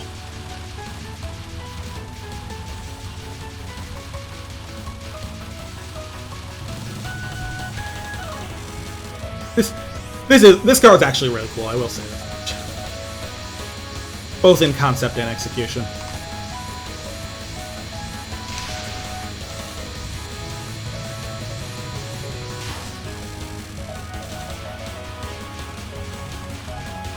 One of those where it's a little more obvious, like, what it's supposed to be physically beyond just bullets, but it's very cool, I think.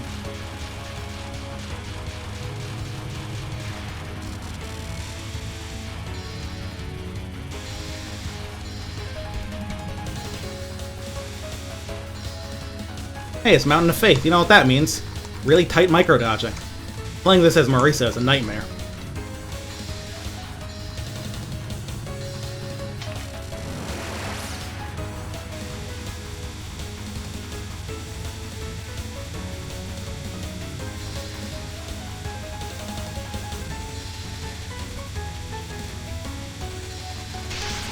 That card honestly isn't super hard, but I don't route it well.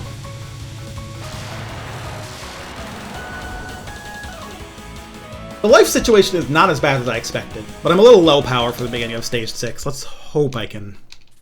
If I stay on point with my bombs, I might be able to pull this clear out, but don't expect the biggest things from me.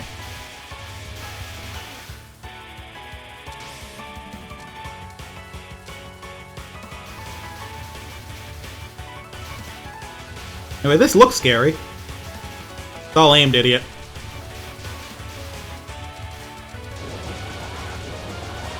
This, on the other hand, is not. And yeah, this song goes crazy.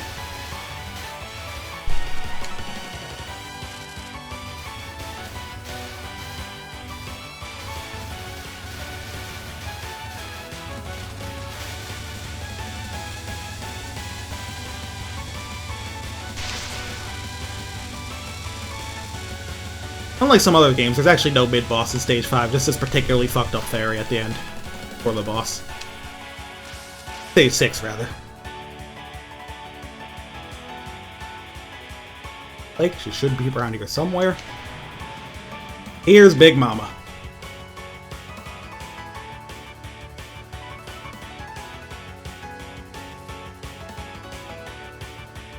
Kaneko Yasuka, god of being an annoying piece of crap. We love her too. She's very shrewd is the thing.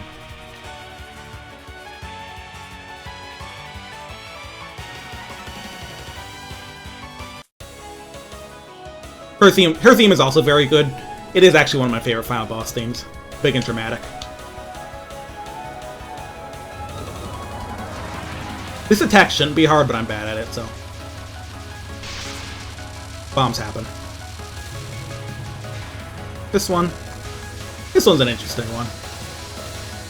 Let's stick to the bottom of the screen and, like, misdirect the, big blue, like, amulet-looking things around to ensure there's a gap, which I failed to do. Oh, shit. I should've just bombed. Do that anyway.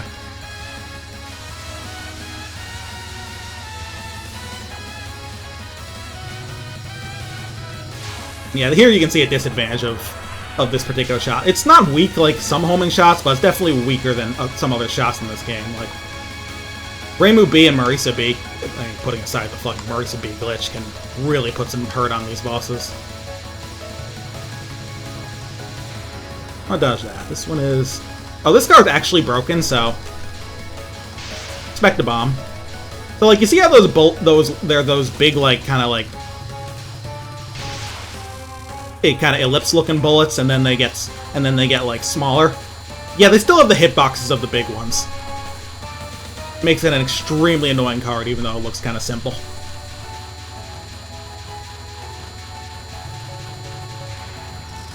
This one is right. This fucking shit. Sure hope there's gaps, idiot.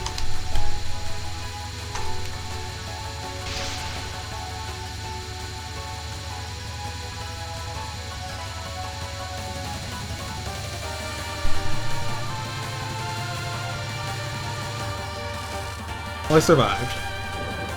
This one's a funny little retread of that thing Romelia does.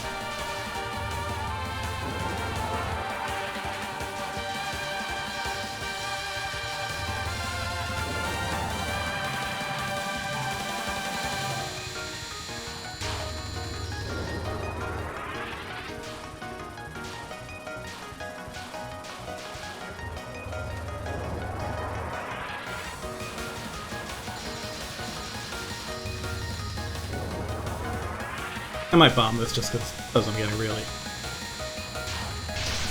worried about it. Ah, shit.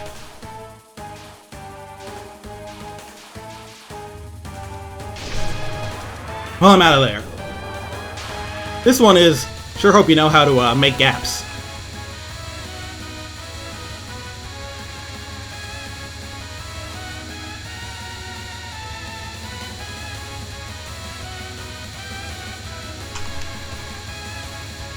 This one's actually cool, it taught me a lot.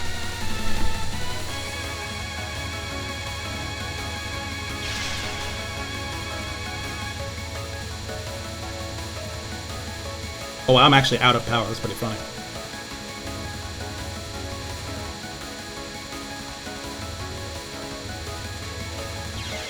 Yeah, I messed that up. Oh well. So, like many final boss last attacks, this one has a bomb shield.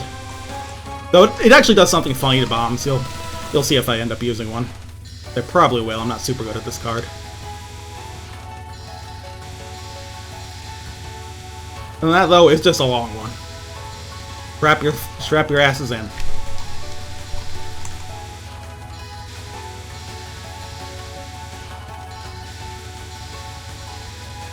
At least it's pretty straightforward, though.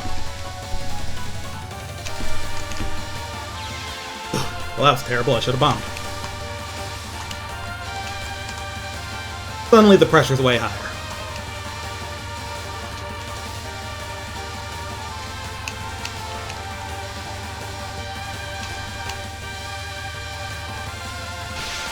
Yeah, it makes your bombs tiny. It's very funny.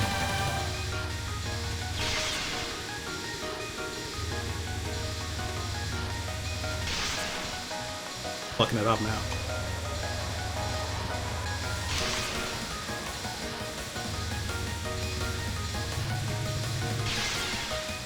Alright, now or never. Whew!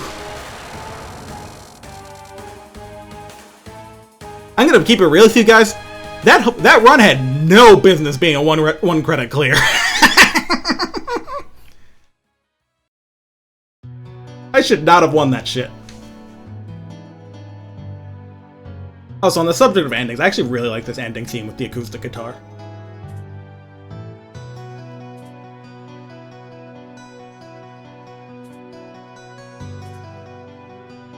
Hey, it's Aya. Itori's here too. But yeah, this particular ending is like the kind of the like baseline of Touhou. Everyone comes down and just has some drinks and talks it off.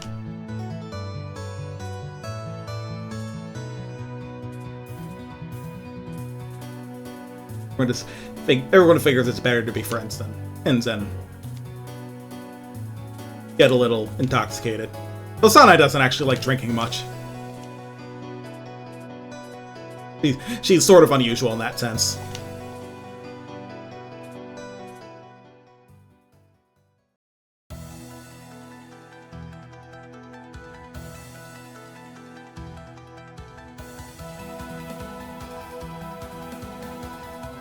I actually like the visuals of this ending with the way it uses photos. The way Touhou uses like photographic stuff and like photo textures is always kind of interesting to me. It's an odd aesthetic, not one I'd personally pick, but it's part of the vibe. And this one in particular is a little weird about it, I think.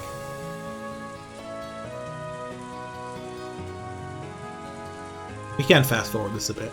Kisan, by the way, if you ever see Kisan in the special thanks, that's Zun's wife. That's a name that pops up a lot. Mostly in special thanks until like around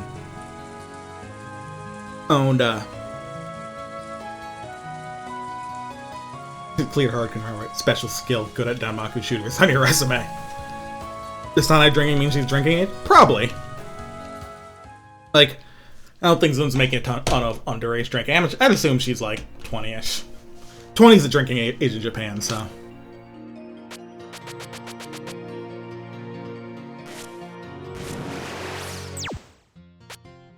Yeah, it's generally easy to assume that most of the Touhou characters are adults. They tend to live on their own, they get drunk off their asses, they do what they do. Some of them are childish, because they're annoying people, but that's just because they're weird.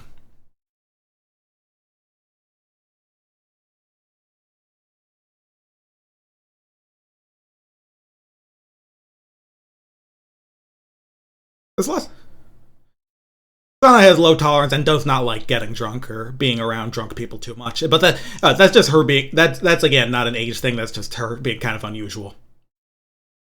Yeah, Sumareko is literally a high schooler.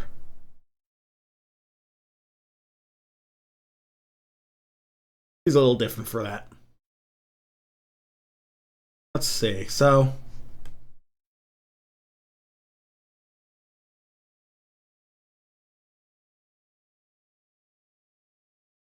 How about I do something a little different if right?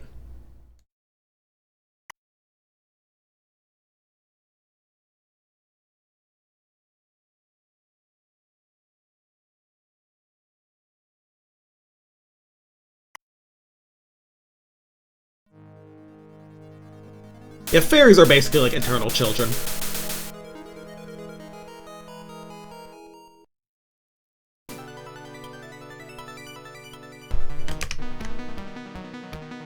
Oh, well, King Cat should pick this up. Ooh, actually, the size isn't right.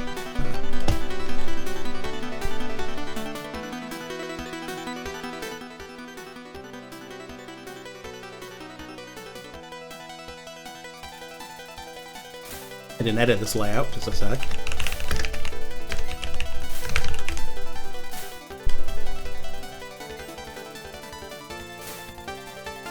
See if I can get this working. Oh, here's the problem.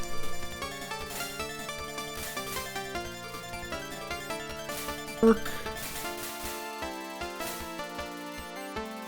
Not like this, no. Alright.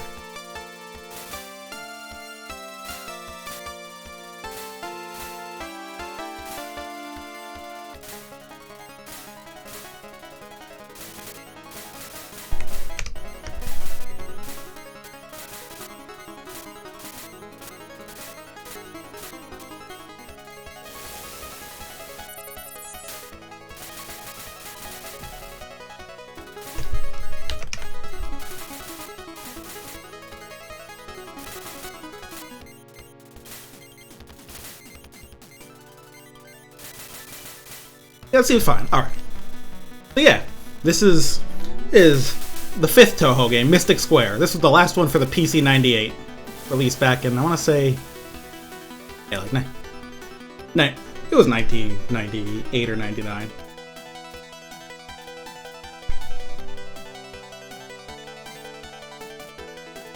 Actually, wait, let me do one thing here.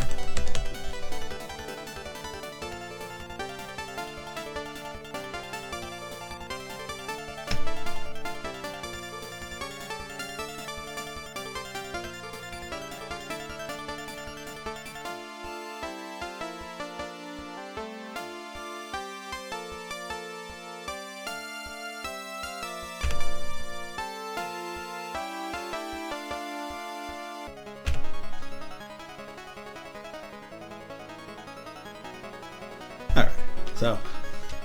Well, the funny thing about these is that you have to set the, difficulty in the, options menu.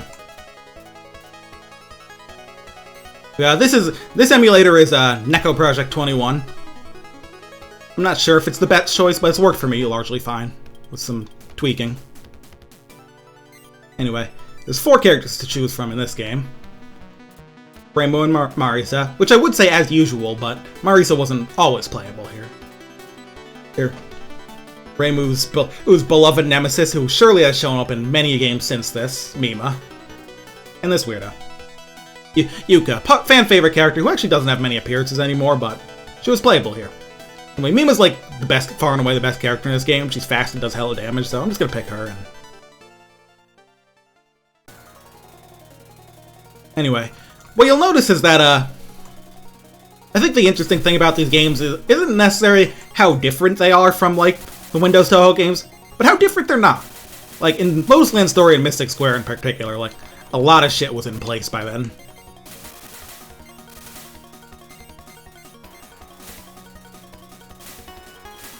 And yeah, Mima's really funny in this game because she's a huge asshole.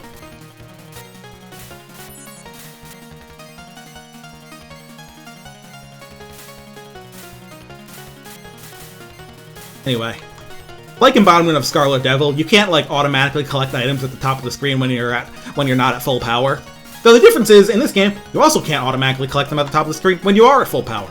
That entire mechanic just doesn't exist. You better run around and running around and picking shit up.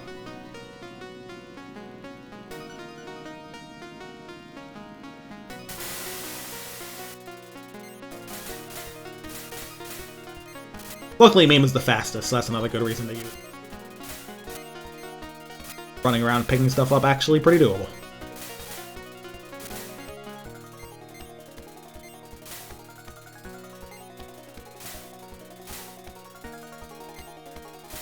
Don't worry, guys.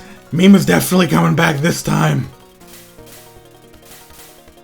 This time for sure, guys.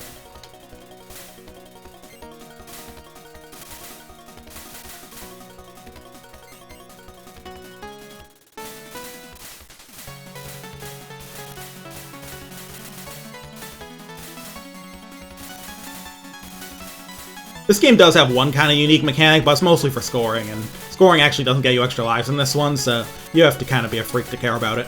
But I'll see if I can show it off anyway.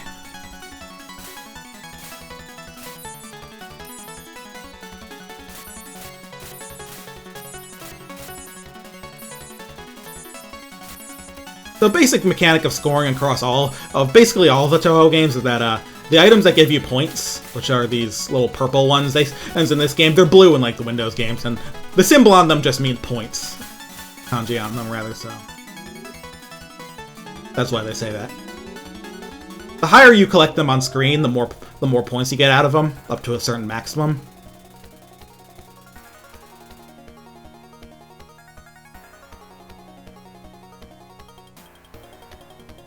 Yeah, this game's got a pretty long stage one. Probably, like, one of the longest in Touhou. I say in Touhou, like, I have seen longer, but that's because I've played games like, that's because I've played games by Compile.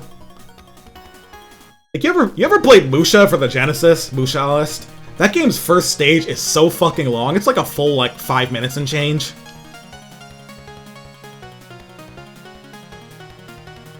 See, this is the thing that Mima does in her dialogue. She'll just say something, then they'll just point out in parentheses that she's just fucking lying.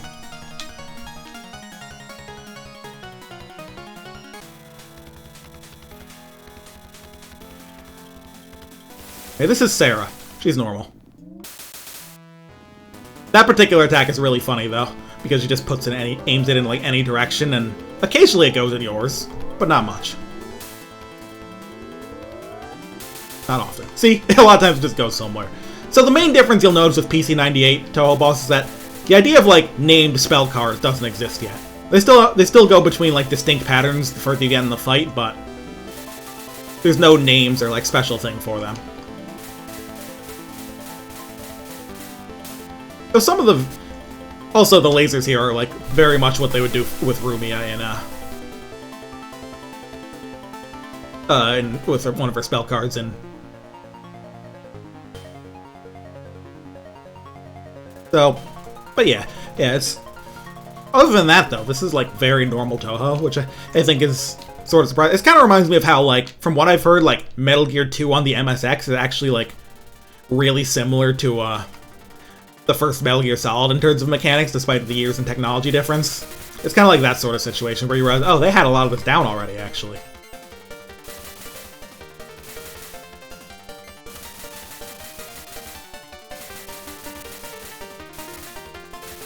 I want to play Metal Gear 2 sometime, and I'm probably the first one too, but...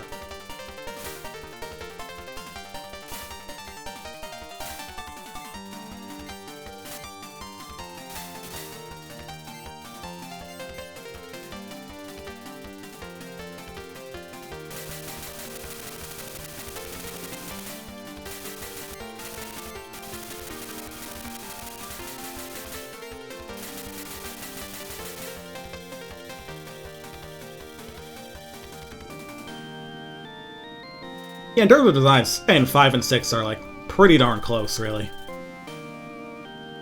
Even the spell card thing kind of feels like a logical iteration of how, like, attack design in these games was tending towards.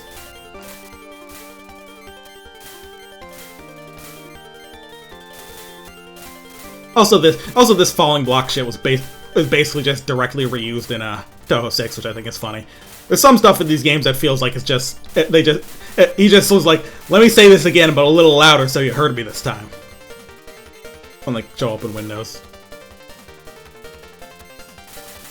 You may notice that yellow meter that's above my power meter that's going up some. See, here it is. My dream bonus is at max. What this means is that point items are now worth more, and they'll be at max value no matter where I collect them. It'll stay at max.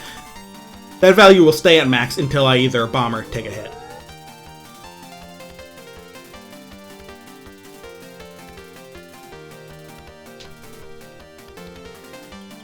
There's a native here.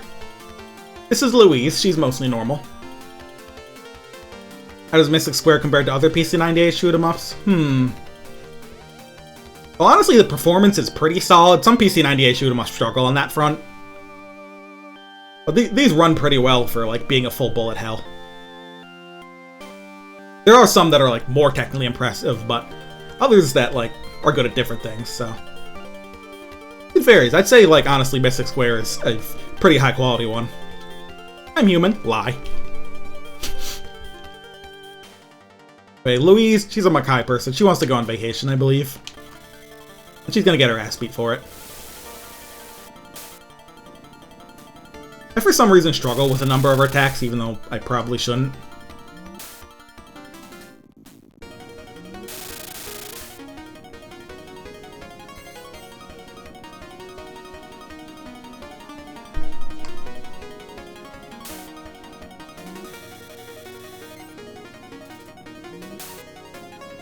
Like this one. I always fuck up this one.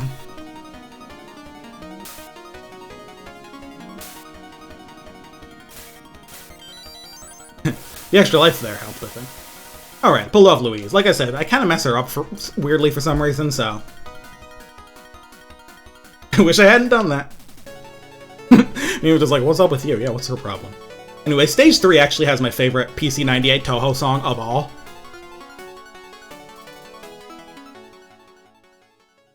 Let's jam out to this one a little bit. I really like this track. Got a very warm sound to it.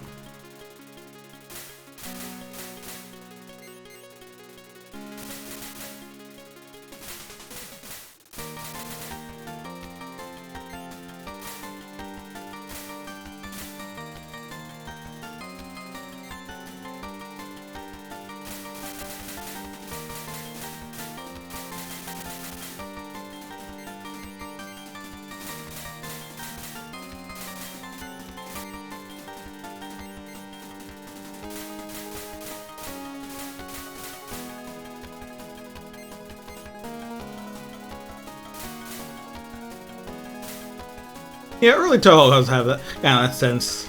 There's not a lot going on. I do like how everyone's in this one for their own reasons, but only Reimu's reason is like because she probably wants to stop bad things from happening.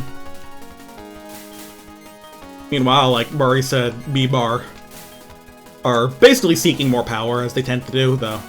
Ooh. And then Yuka, I think, is genuinely just here for a laugh. She just wants to hurt people, and she just wants to attack people, and she's having such a good time right now. Or she would be if I were playing as her, which I'm not. Almost fucked that up in a really dumb way.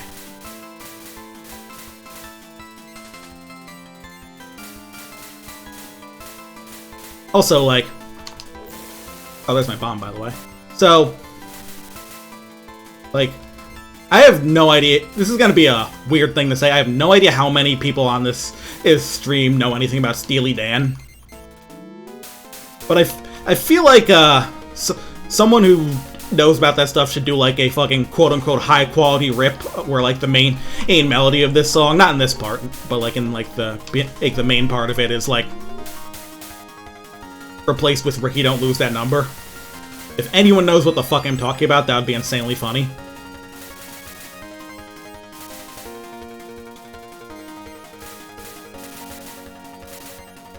If anyone could just, like, imagine that.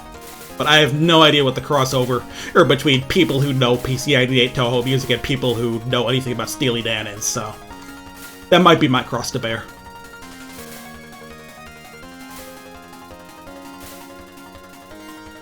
But yeah, like it would be really, really funny.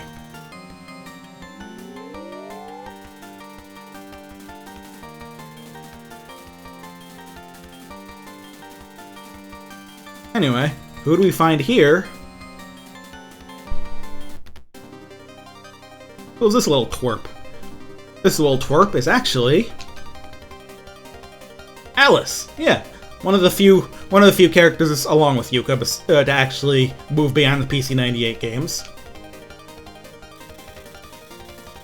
She does come off as younger and a little more petulant here, but she does still have dolls to help her out, which I think is neat.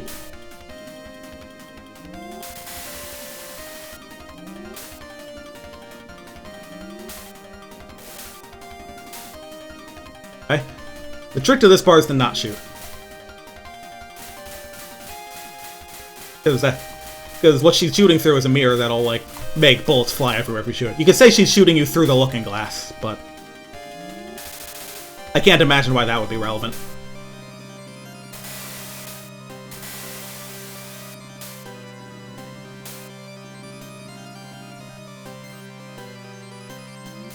Yeah, I didn't really figure out I was supposed to stop shooting until I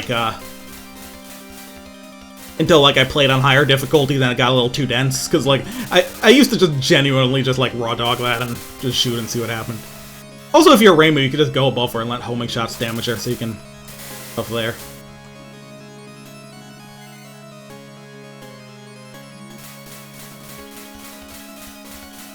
It was just treating it like Alice was the hardest boss in the game, yeah.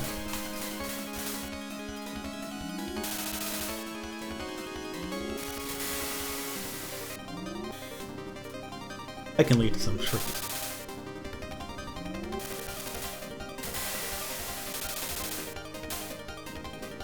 This is our final attack. In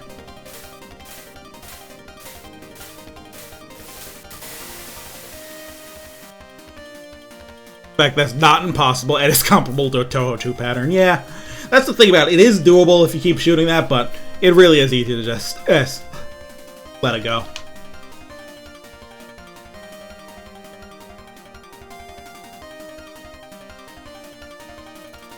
But yeah, it made a lot more sense where like, oh, it's a mirror because through the looking glass because it's Alice and what? Yes, that's it. Anyway, this level's funny because you can't see shit. Got a blue and white background and a bunch of blue and white bullets, so we'll have fun with this for a while. The music's cool though, and it is a cool stage layout when you can handle it. But oof, it's kind of a bitch to look at.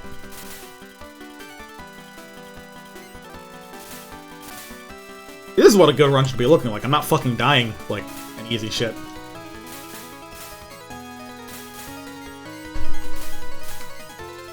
This square is not super hard. It's not super easy either. Also on high difficulties, it gets kind of fucked up.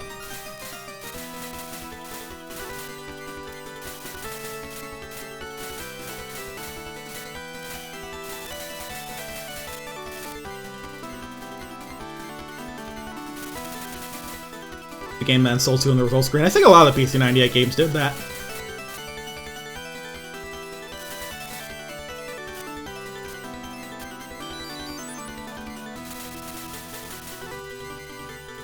By the way, for some reason Louise is back, but now she's like a weird, like, glowing ghost that teleports weirdly.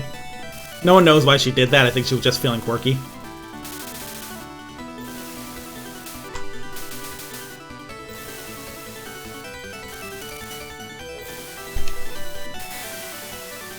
Please look at that bomb back. There's probably a lot going on in chat right now that I didn't get to read.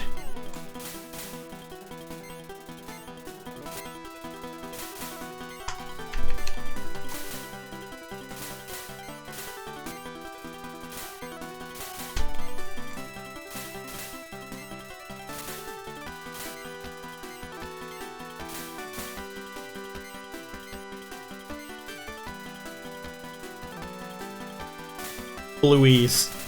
I did get to see that word. That's a good one. I'll have to keep that in mind. I'll have to shamelessly steal that and pretend it's my own original hilarious joke.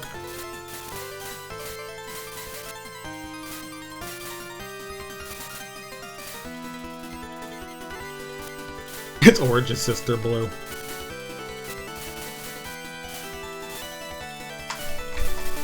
Phew.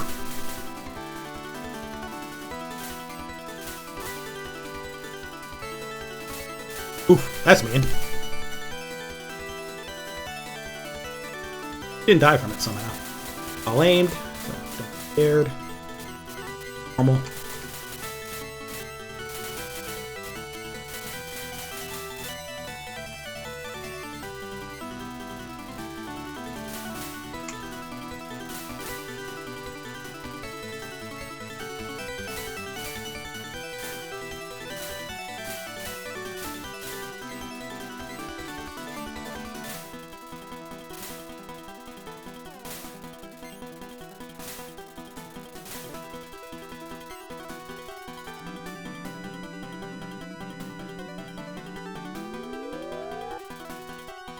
Phew.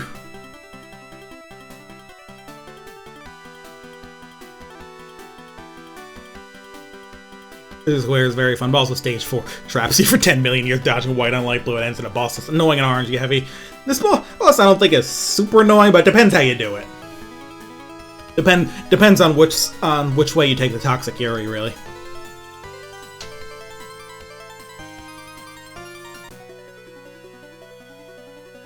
There's Yuki. My two. Normal friends.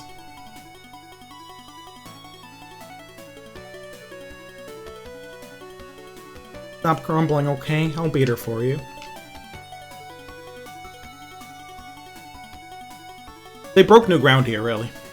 Anyway, I'm gonna shoot the hell out of Yuki a lot. I think that is generally the better way to take this.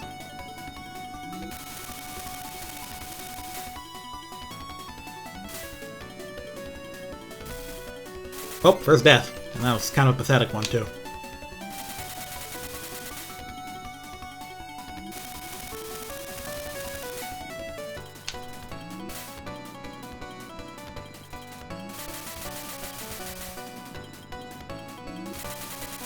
The secret here is that these bosses technically actually have their own health, even though there's only one on-screen health bar shown.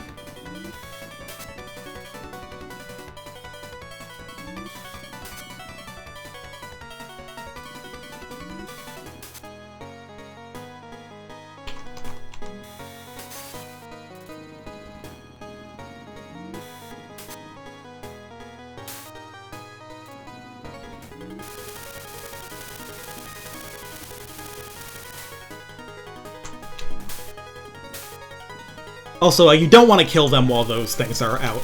There's a weird bug in this game.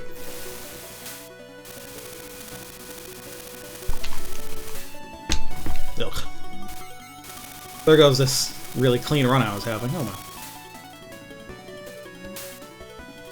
Ah, shit. I did the thing I said not to do. But they might have scrolled off screen enough that I won't have a problem. Anyway, Yuki's dead. Maigo's DreamWorks face. Hey, you're pretty good. If we're talking Metal Gear. You try a bit harder. I will now that the dead weight is gone. That's the secret. Mai is a little mean to Yuki, secretly. Now, if I shot Mai the most here, then Yuki would have a different reaction, where she gets very mad that you hurt Mai so much. That said, despite her assertion that Yuki is dead weight, she's actually harder. So, I do this because it's easier. Also, she has the better theme song in my... Wow. Imagine how badly I'd be doing if I picked the harder one right now.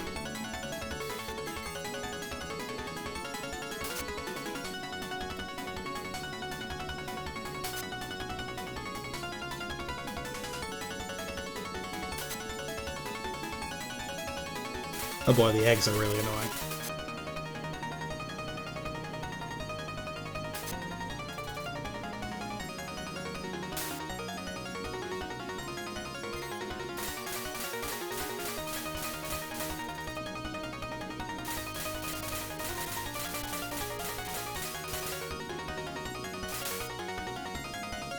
Be the last phase.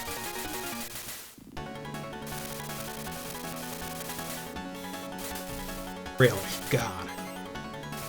What a terrible plan on my part.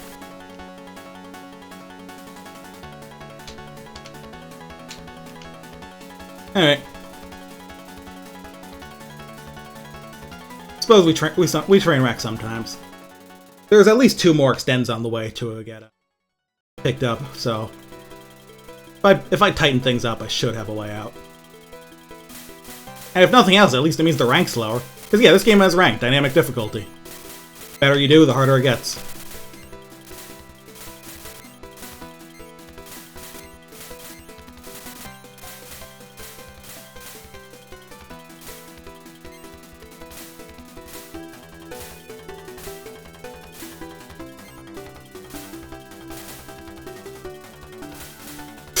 Oh, jeez. That was just showing off. That was not me nearly flying into a bullet because I wasn't really paying attention.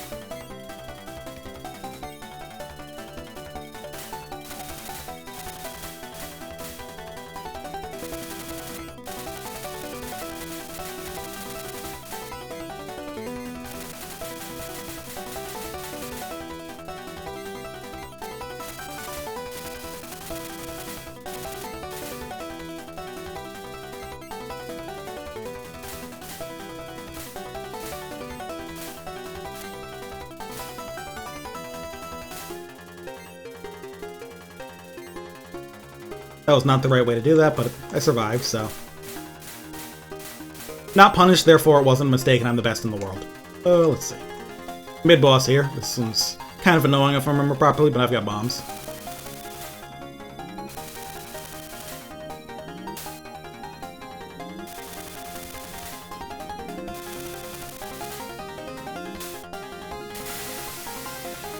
There's the one-up. Anyway, let's put it all together. All the different enemy types from this stage show up in something that ends up looking very similar to what Embodiment of Scarlet Devil ends up doing on stage 5. I think this is another, like,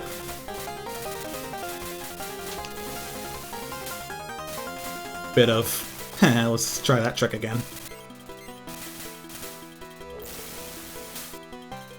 The bombs aren't lovely, but I'm at least close to an extra life.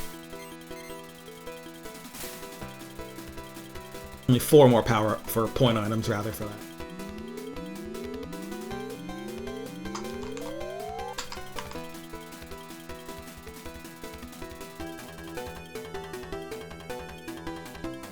Rank is like as once you were doing practice show off laundry, you were confused how hard you were. TH-Prac defaulted starter rank to 32, which is not possible in normal gameplay. It is funny. Wonder what they did with the numbers there. Anyway, this is Shinky. She seems very polite. Oh, sorry, I'm not supposed to know her name yet. Because the human world is my possession, she claims. Oh look, a maid. I wonder if she will throw bladed weapons at me.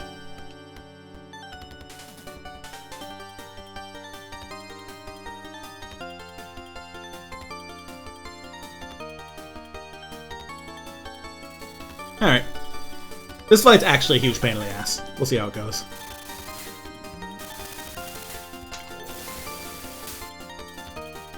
You know what I mean? Shit.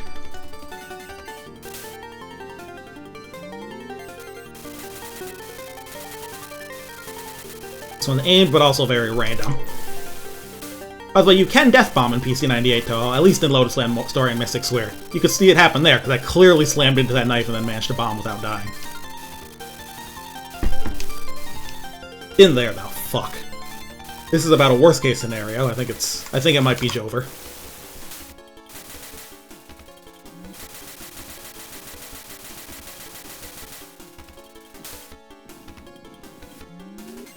There's that extra life. What? Oh my god. Finally open my fucking mouth, eh?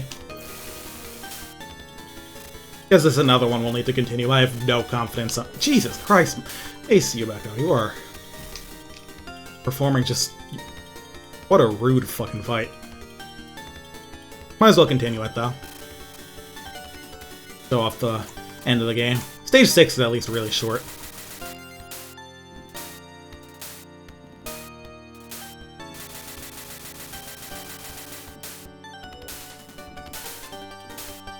Yumeko's also a funny fight because of the aforementioned rank. Like, if you, like, crank up the rank real fight, this fight gets just fucking stupid.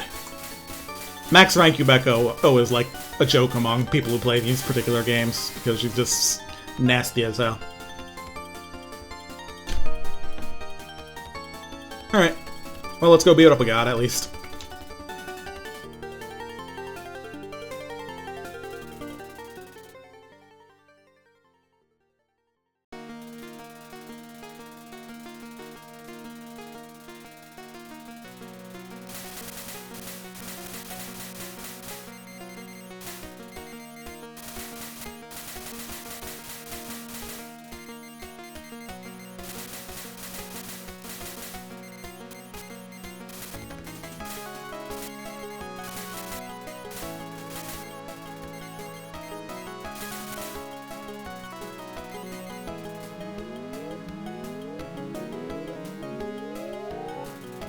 Yeah, that's the whole level.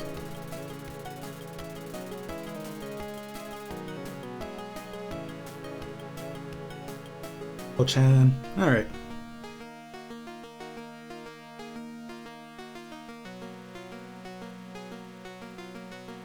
Yep, this is Shinky. She bait Bakai, she bait everyone. However, I'm the god of the human world. Lie! Beat me, I'll do something about it.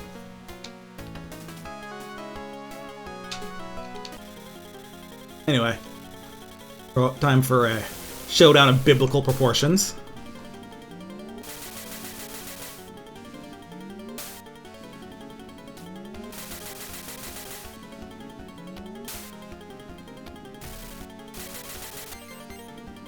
And it's off to a great start, ain't it?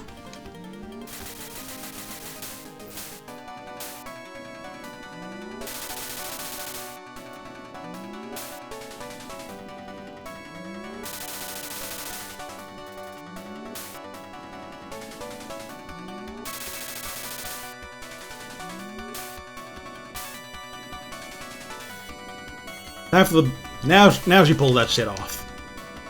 The big wings here are, and this pattern, or for that matter, are both a reference to S-Braid's final boss as well. Done was a fan of that game, apparently. Like those bullets that start out larger and drop straight down, those are straight out of Mizgar's lineup in that game. Now these, on the other hand, are actually common in Taito games, mostly the Darius games. These particular, like, bendy homing lasers.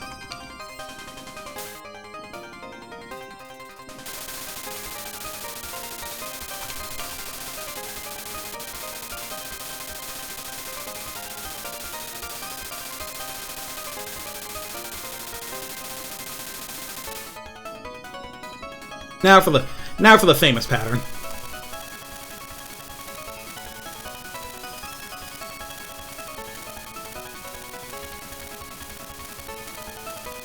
This is honestly a sick fucking attack. I see why Zun brought it back in UFO. Nasty piece of work, a lot of movement. A lot of movement restriction, all that fun stuff. Also just looks cool as fuck. Wow, 2 continues was in this game used. Very pathetic run. Shame, because like I said, the first 3 stages were immaculate. And now, with all left in ruins, we finished the job.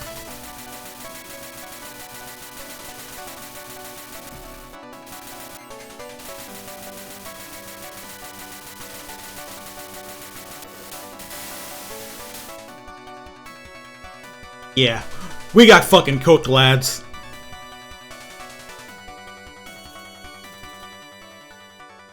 Not gonna lie, it was pretty bad.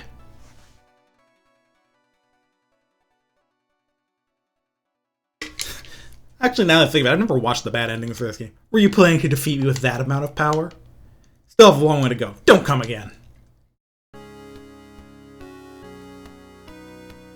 I gotta look up and remind myself what this stupid fucking bird is a reference to, because it's in so many of, like, the endings of PC-98 Touhou games. That's a reference to some really specific, like, manga or anime thing, but I forget what. Sad Mima.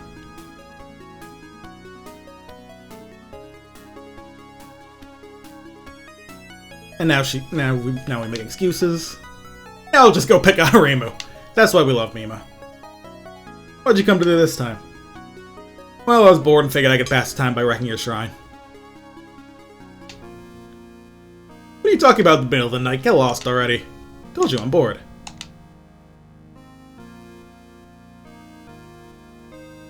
We'll do better now.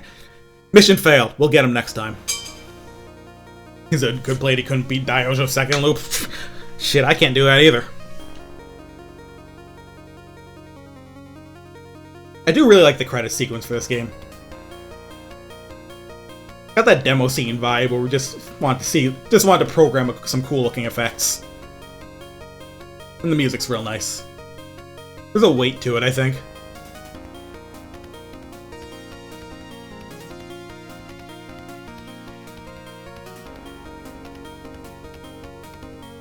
I think someone kind of decided this would be the last one on PC-98, and so we kind of gave this whole thing a sort of final weighty tone here.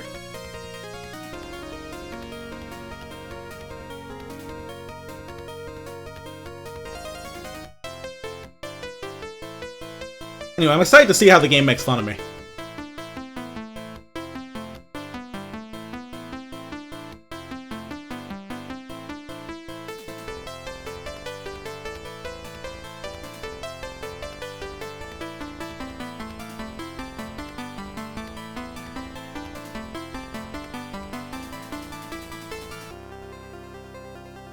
Some people are a little confused on what amusement makers were. They were basically a club at the college Zone went to. I believe that club is technically still around. They're for just people who make games on their own time, like any college club. That's all. A number of shmup fans have come out of there because of. Also, Jesus Christ, Sif, just another player. It says. Also, like, geez, think about it. Comiket 55. That is so fucking long ago when you think about it. Like, it was only a few years back that he made the spin-off 100th Black Market because there was at Comiket 100, and this one was at 55. That's insane. 1998.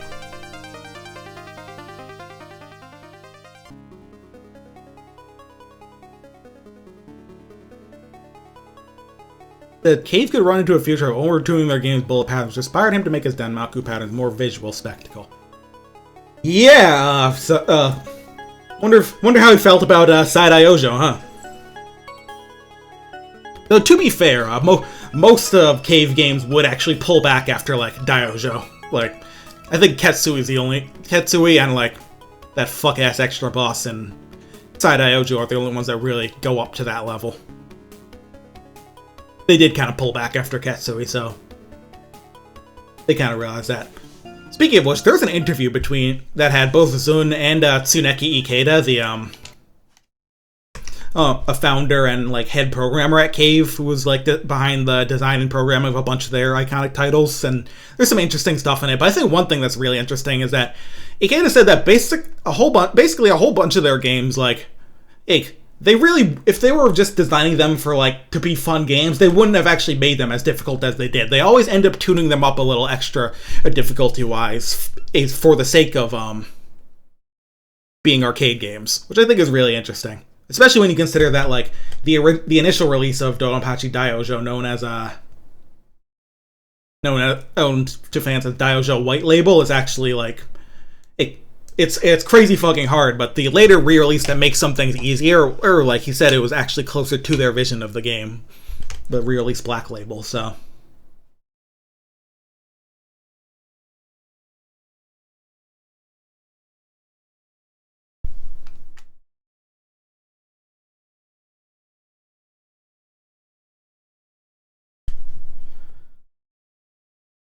Ushihime somehow be influenced by Touhou because PCB was one of the first shmups with a visible box. You know, I'm not sure about that. Anyway, I think I'm gonna pull one more Touhou game out, but it's not gonna be an official one. I'm gonna switch to a fan games and a kind of obscure-ish one. See if I can find it. Shit on my computer. Hime-sama was the first cave game with a visible hitbox. Yeah, that makes.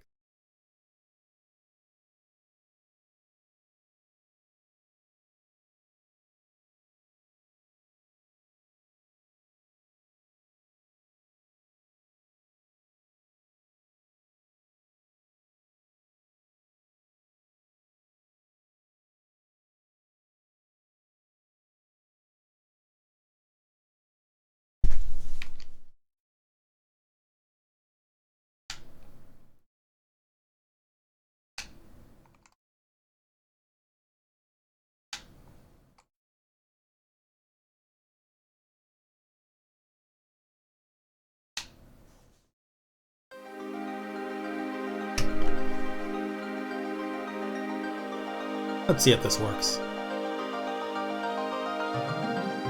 Yes, perfect.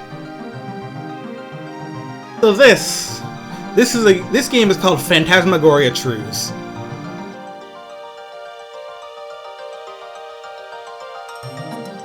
It's a Touhou fan game with some pretty crazy system mechanics and three different. They're kind of difficulties, but they're more like unique modes. Standard, advanced, and unlimited. I'll go for advanced and see if I remember how to play that. But this game doesn't have dialogue or anything. Just kind of a...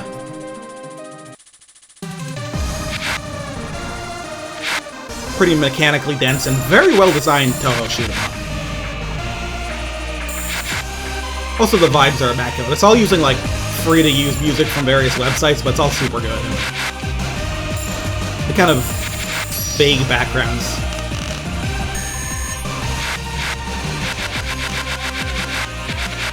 Give it its own, like, feel.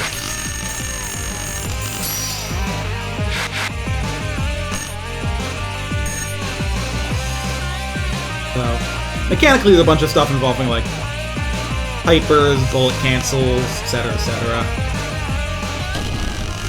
The game, Phantasmagoria Trues.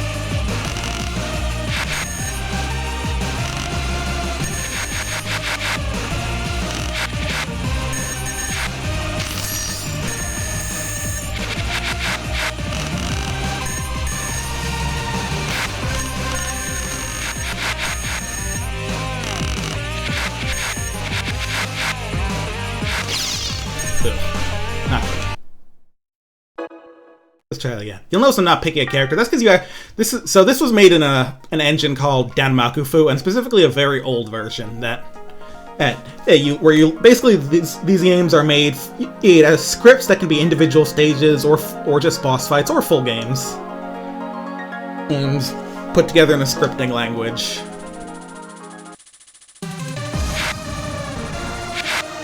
People have made some impressive stuff on it over the years. It's actually quite old to the point where, like, it was being made around when, like, Perfect Cherry Blossom or Perishable Night was, like, the newest Touhou game. Like, people were trying to make their own Touhou-style stuff almost immediately.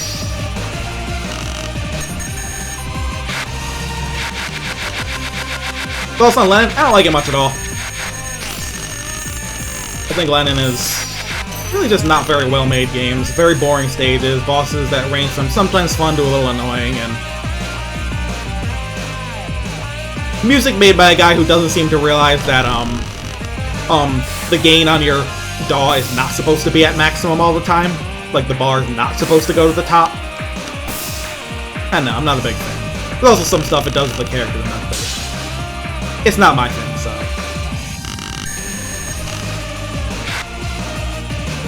Really missed that.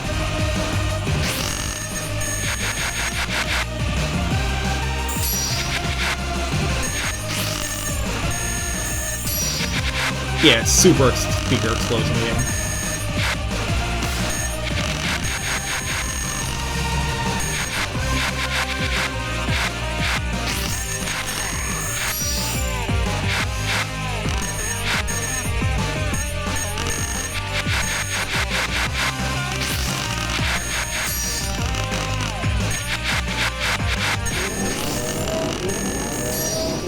Anyway, the first boss in this game is... So, guess who?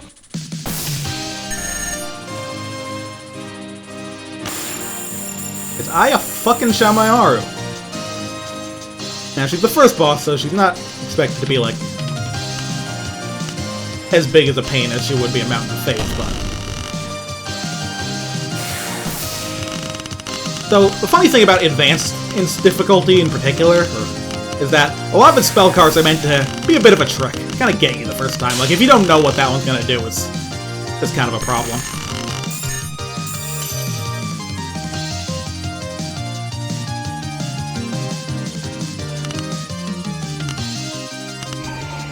Oh, bomb, why not? You can get so many bombs in this game, I'm not too bothered by an early bomb.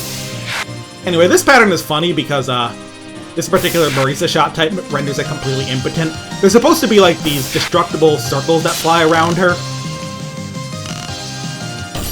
That shoot things everywhere, but, like... They just, you know... They just die to the, splash damage of these missiles, so... I also kind of forgot how to handle this card, so excuse it, bombing it.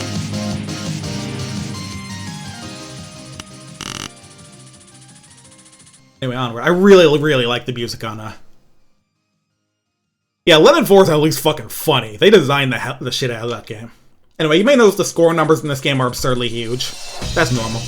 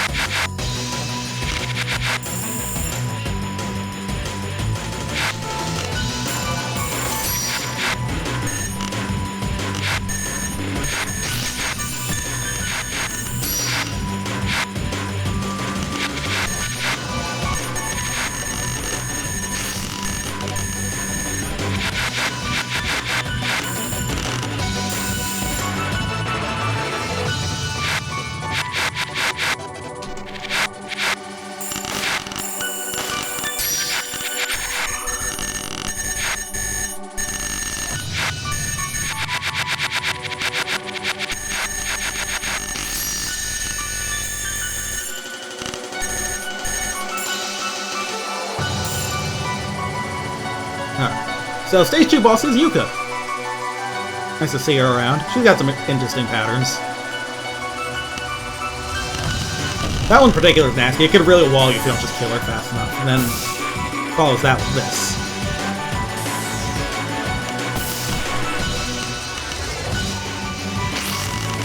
So I was actually trying to do something different than bomb here, but bombing works too. And I was able to get the bomb back anyway.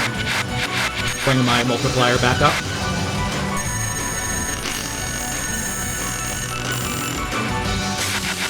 Any enemy with a red circle around it in this game, by the way, cancels all bullets on stream when you destroy them.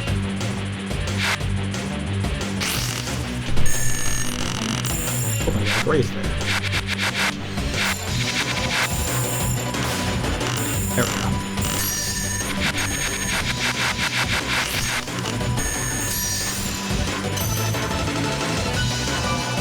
Yeah, unfortunately, like, because I'm playing, it's kind of hard to explain the mechanics of this game, of which there are a lot.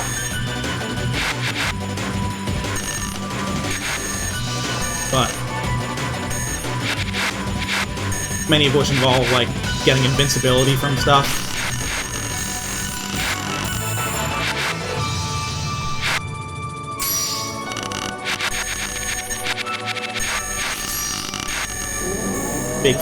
Big fucking releases to clear out stuff, get lots of points.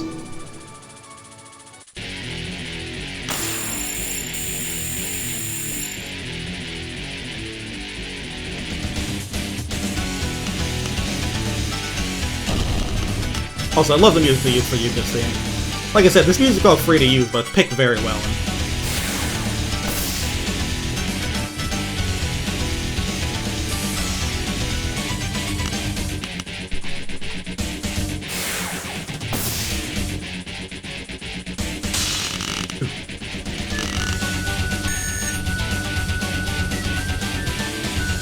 This pattern can bite my ass.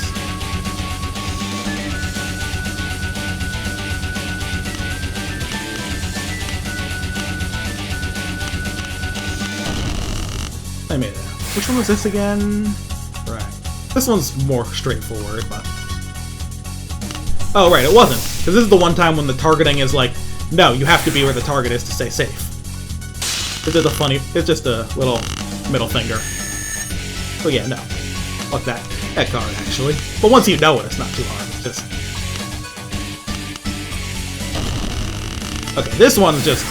That's the good old-fashioned dodge fest, so... Very cool looking. Has Yuka's usual flower vibe to it. And... Final attack...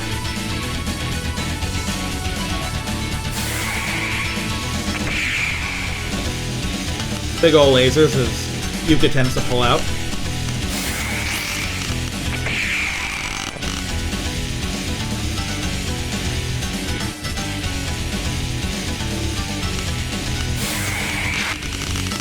Whew. Made it out of there. An extra life. Alright. Stage 3. Who's ready for the Eurobeat? I sure am.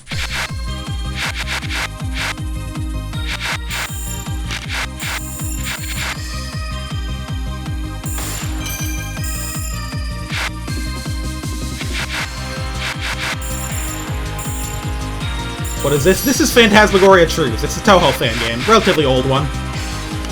Very high energy. You shoot 'em up and based on Touhou.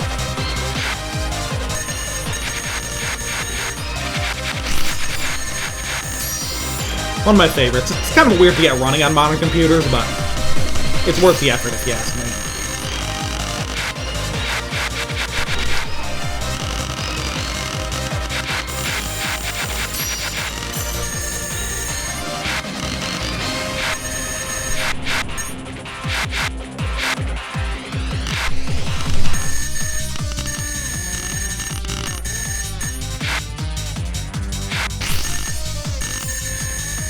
Here's Raniel.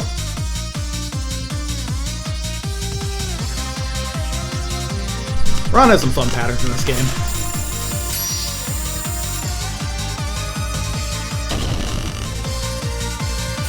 What is this? Yeah, this thing. I wish I remembered the names of the spell cards. I saw them in a video once, but there's no in-game translation.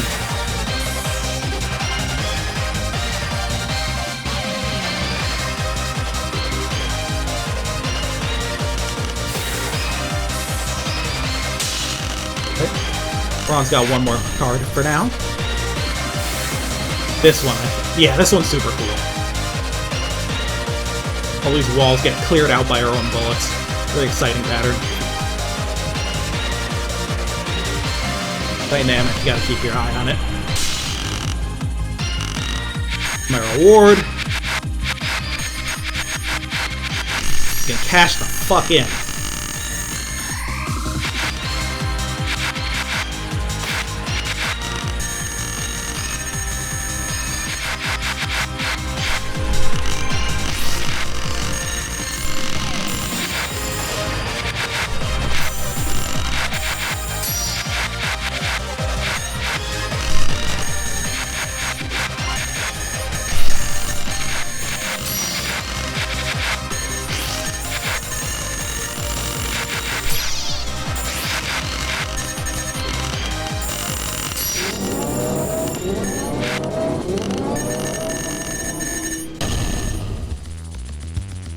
Quick little survival card from Ron.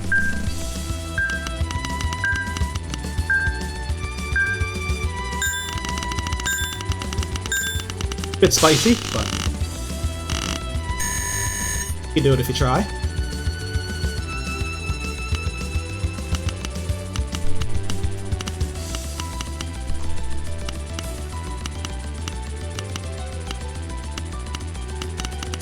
This one can push you out of position in some annoying ways. Whew. Just made it.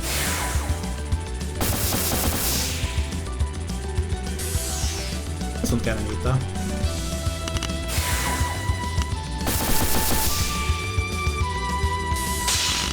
Maurice does big damage in this game with her missiles, so helpful for some of the tougher cards to just end them faster.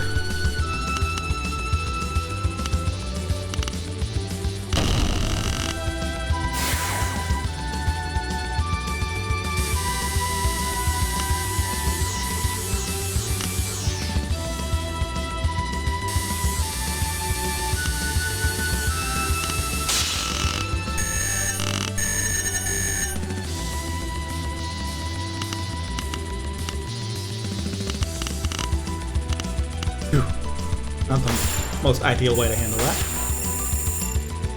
Defense is to win first. Actually true, this is what Ninja Gaiden is about. What's her last attack? Oh, right, this shit. This pattern's actually annoying as shit, even if it looks kind of simple. Yep. A little upset about the amount of bombs I lost from that, but... Speaking of bombs, I don't remember how many bombs I've used during boss fights in this run. I guess we'll find out, though, if it was more or less than, I want to say 2? Or maybe a 1. Let's see where I end up. Okay, so if you use, I think, less than 2... If you use 1 or 0 bombs on boss fights in 8s up to that point, then, you can go to a special stage called Unseen Area 1, but we won't be seeing that this run, probably because of those bombs you use in Aya, really. But I just felt like continuing the run, so... We'll take one of the normal routes. There's also no particular bomb requirement for anything special after this, so... And I don't think there ever is one when it comes to bombing the stages, so...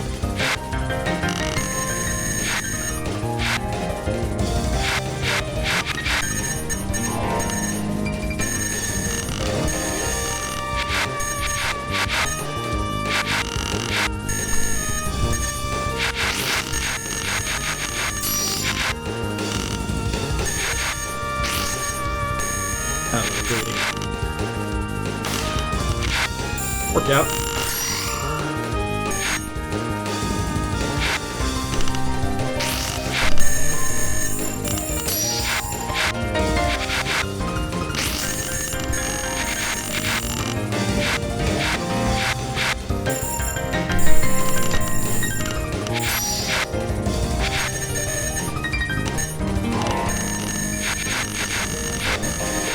The second best defense is being invincible.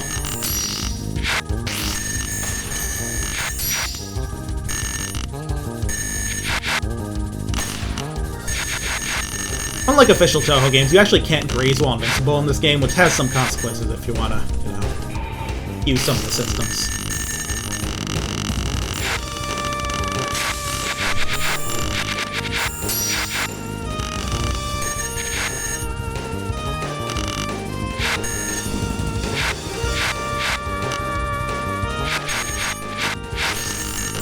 Also, that red gauge at the top, that's a dynamic difficulty.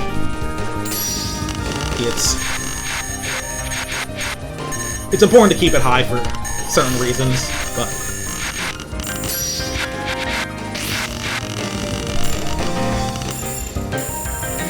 Dropping it low can save your ass, too.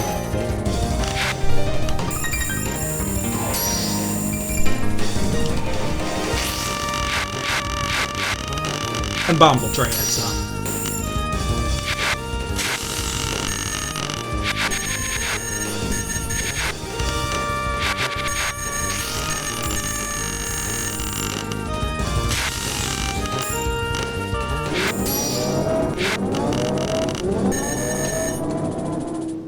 Right here, an unusual choice, perhaps. One big fairy.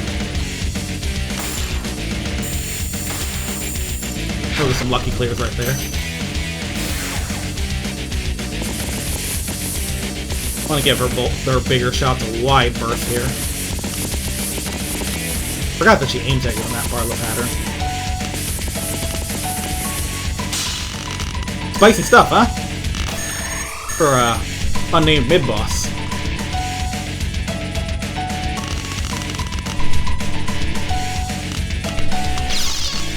Ooh, that was got the stupid death. Oh, that was dumber. I thought I had the spot for it. I need to stop talking and start playing.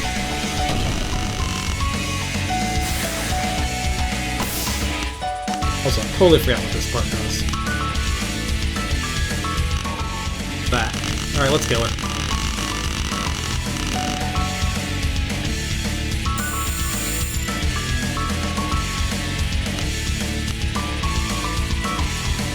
I do like the music they chose here.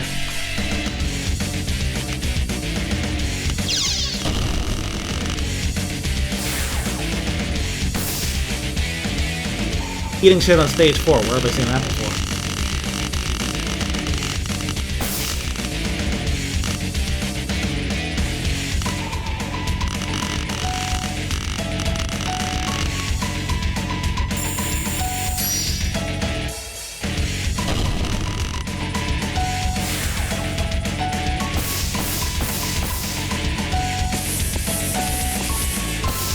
This is Phantasmagoria Truth. It's a fan game.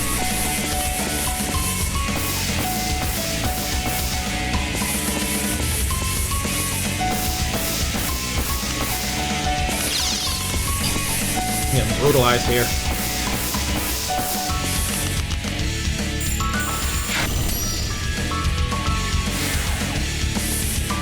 Crap, I forgot what this attack. Right, this one.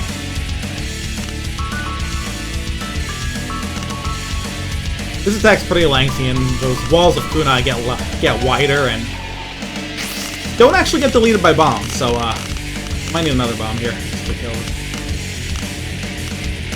No, okay. This is gonna put me at 8. Like, I know that by doing well in this, you can get into the later unseen areas, but I don't think I did well enough for that. Okay, yeah, this is regular area 5, which means this is the level with terrain. The blocks with red outlines can be destroyed, the ones with green can't. This particular Barista shot is good for this level because of the splash damage and high damage in general.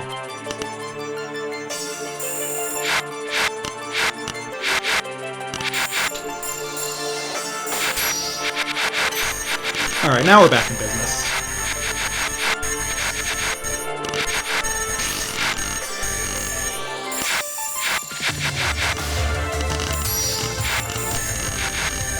See if we can work back up a few more lives in a place like this. All these point items around to give me some invincibility.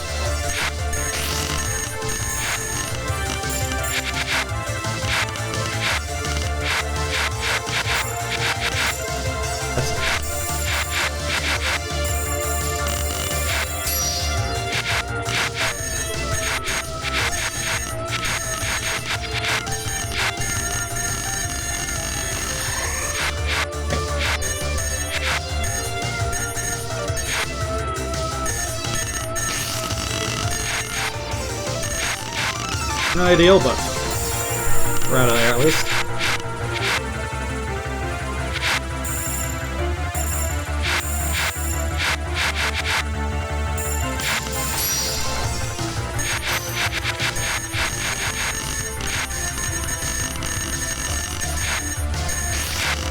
Got a little scared there, so we're a bullet clear.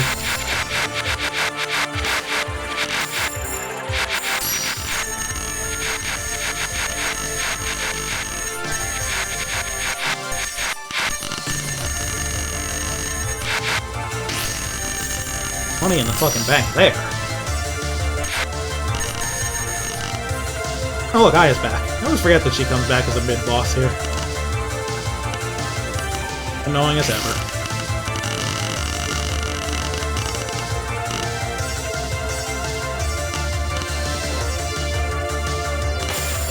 Oh. Looking for...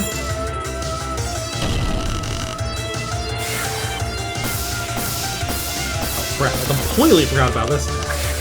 Pretty cool looking.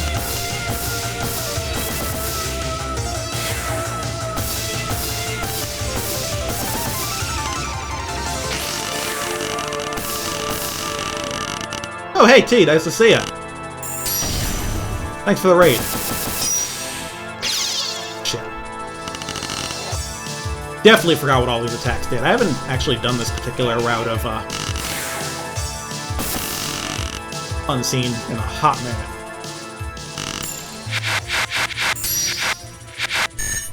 Not Unseen. I haven't done a particular regular route of Advanced. Sound effects, right, of door stoppers.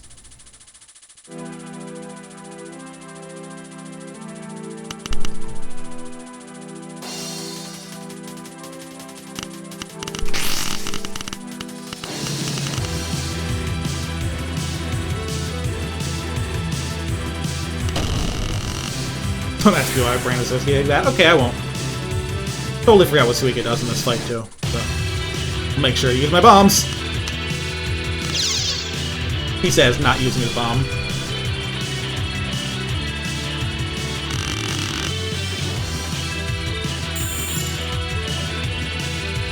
Now, this game does have a little... Perhaps you could call it an exploit. Basically, unlike the official Touhou games, the official Touhou games bosses will, like, take greatly reduced damage, like, right at the start of their spell cards. This one they kind of don't, so you can just bomb, like, at the beginning, like, right before a spell card and kill them nearly instantly, and still get the points from it as if you captured it, because technically you didn't bomb during the card. It's more than a little silly, and you can see how I got lots of damage on it without even being able to take damage in return.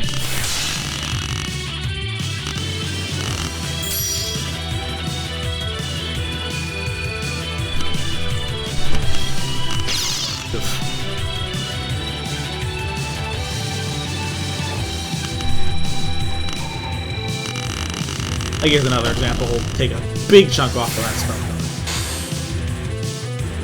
This one I remember being fucking evil. Even if I don't remember the exact gimmick.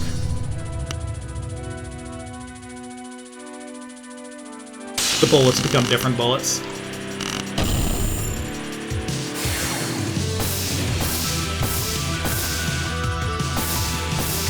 Just the whole gimmick of this one, I feel like there's gotta be more than just this, but...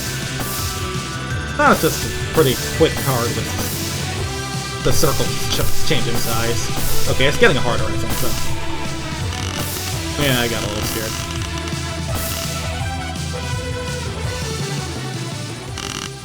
Alright.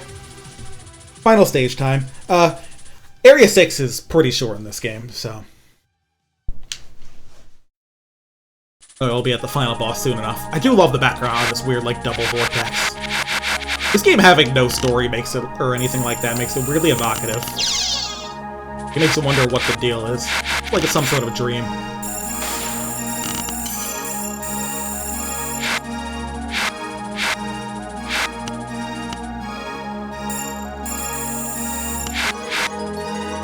Got to get to it. Max multiplier, though.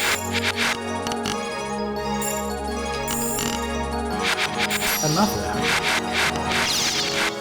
Not anymore, jeez. I might not get to the final boss, actually, if I don't remember how this went. Should be able to at least grab another extra life soon.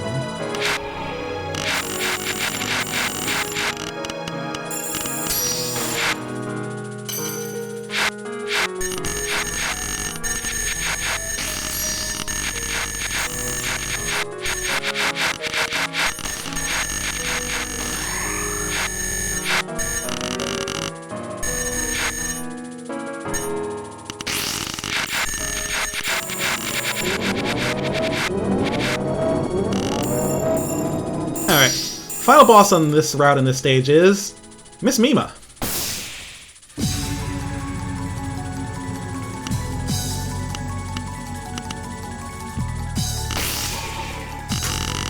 Shouldn't have released first, then bomb.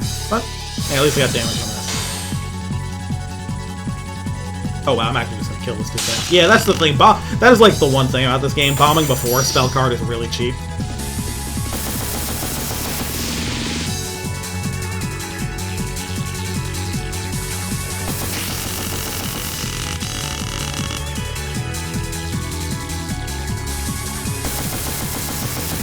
This is actually a cool fucking pattern. Oh. I haven't done this route in a while. Hell, because I would aim. I spent a lot longer to get the unseen route 1cc. So I was doing way more secret levels.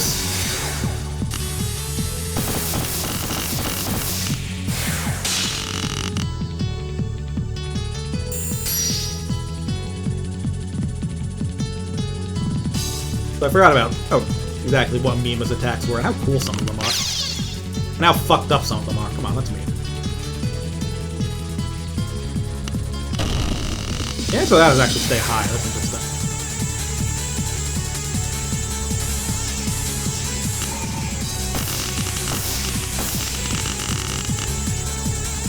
It's Mimel. Crap, what does this do? Can't be anything good.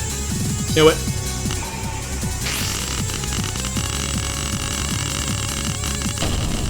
Only a couple attacks left, and might be able to pull through with them. Willing to bomb the shit out of stuff that I don't remember how to do. Like that! Good fucking lord, what was that? Luckily, Marisa's damage is nuts, with and without bombs, so...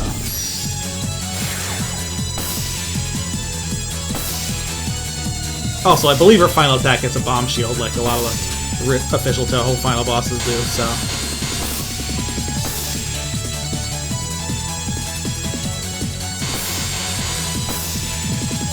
I fucking love the music in this fight. Very dramatic and cool.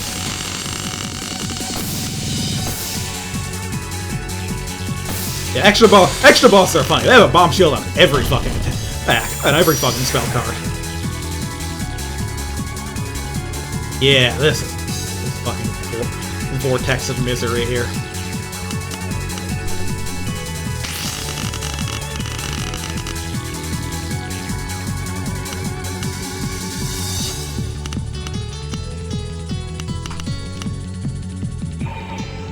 Yep, that star around her, she is not taking damage from this bomb. Scary stuff.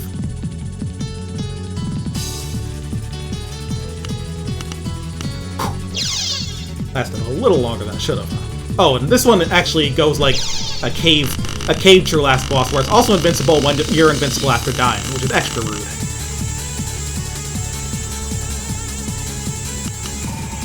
So, fun fact: the reason bosses in cave, like true last bosses and cave shoot 'em ups do that is because they were making Hibachi and the one for the original Donpachi, and we're like, hey, you know what would be funny? That was... oh well. But I think we'll call that the day. Like, again, it was literally like, it would be really funny if the boss just had a shield against bombs, wouldn't it? And I think, like, I remember he suggested that for, like, an older game, and his boss was like, no, you can't fucking do that, are you insane? So then when he was working at Cave on his own game, he was like, I'm gonna do it! Which is a really funny story. Anyway, there's a lot of neat stuff to dig out of old Danmakufu games. But also, it's late enough for me that I kind of want to call it a night, if that's alright with everyone. 3 hours isn't the longest stream, but shmups take it out of you, you know? They're pretty fast-paced. Yeah, Phantasmagoria Trues is very Cave-influenced, and other arcadey stuff influenced it a lot of ways. I mean, the Red Age is literally straight out of Donpachi Daifukatsu Black Label. Even called that. Anyway, thank you all for coming. On Friday, should everything go well, I'll probably be starting Metal Gear Solid 2. There's some gigawing, probably. I don't know. People play a lot of games. But yeah. Thanks for showing up. See ya.